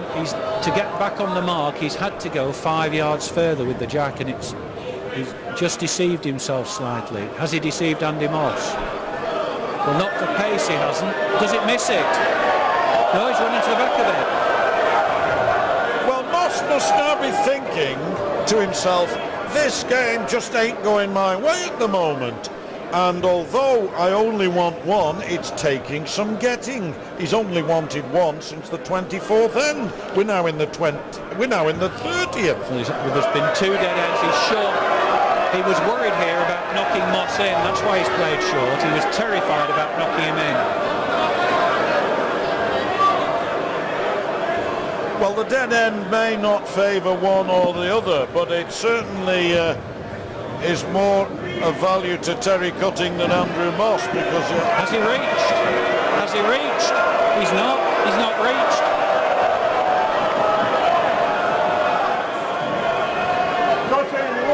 Now then, he's trying to smile. Well, I'm not sure I'd be smiling. Well, it's a few minutes ago now since I said that at 2017 he might start thinking again and might start applying pressure to himself, Cutting, because you were saying, well, the game's gone, he's relaxed now, he knows the game's beyond him, but now he's back in it, Mike. Yeah. Can he continue this wonderful run? But the pressure's enormous now on Andy Moss. Yes, it is. Because he knows he should have had this game won. He shouldn't be on the green. Just gone a yard through this. Not good enough. Bit of an adrenaline rush. Well, Moss looks calm enough with this. He looks like he's played one. Looks like he's played another. Well, now what's What's he going? Is he going to strike at this? Well, he's been successful twice at precisely that part of the green. We've seen the yellow fly across him. He's striking. And the only trouble with this, if he hits the bowl, Moss is almost certain to win, so he does need to strike and hit the jack. away we go. Missed it. So that is the end of the Waterloo 2006, and the 32-year-old dairy farmer who bowls in Whitchurch in Shropshire, Andrew Moss, is the champion. He's won the final 21-17. Well, what an absorbing week of bowls it's been here at the Waterloo, and we have another first-time champion in Andy Moss. To make the presentations, would you welcome the bowls manager of the Waterloo, Mr. Jimmy Parker. Jim. First of all, a cheque for £1,000 to our runner-up, Terry Cutting.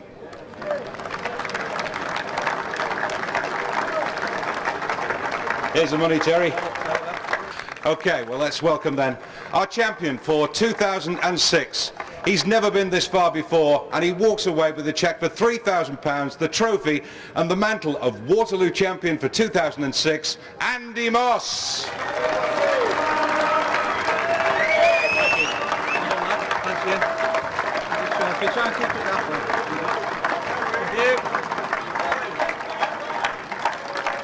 Andy,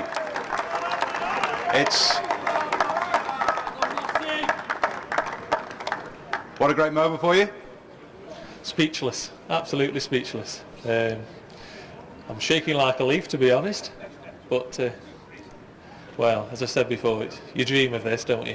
Have you been in touch with the folks back home yet? Yeah, I've just had a word with my mum. Obviously she's thrilled.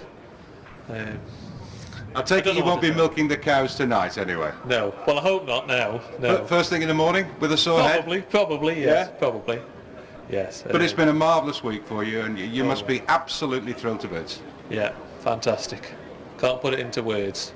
I would just like to say well done to Terry.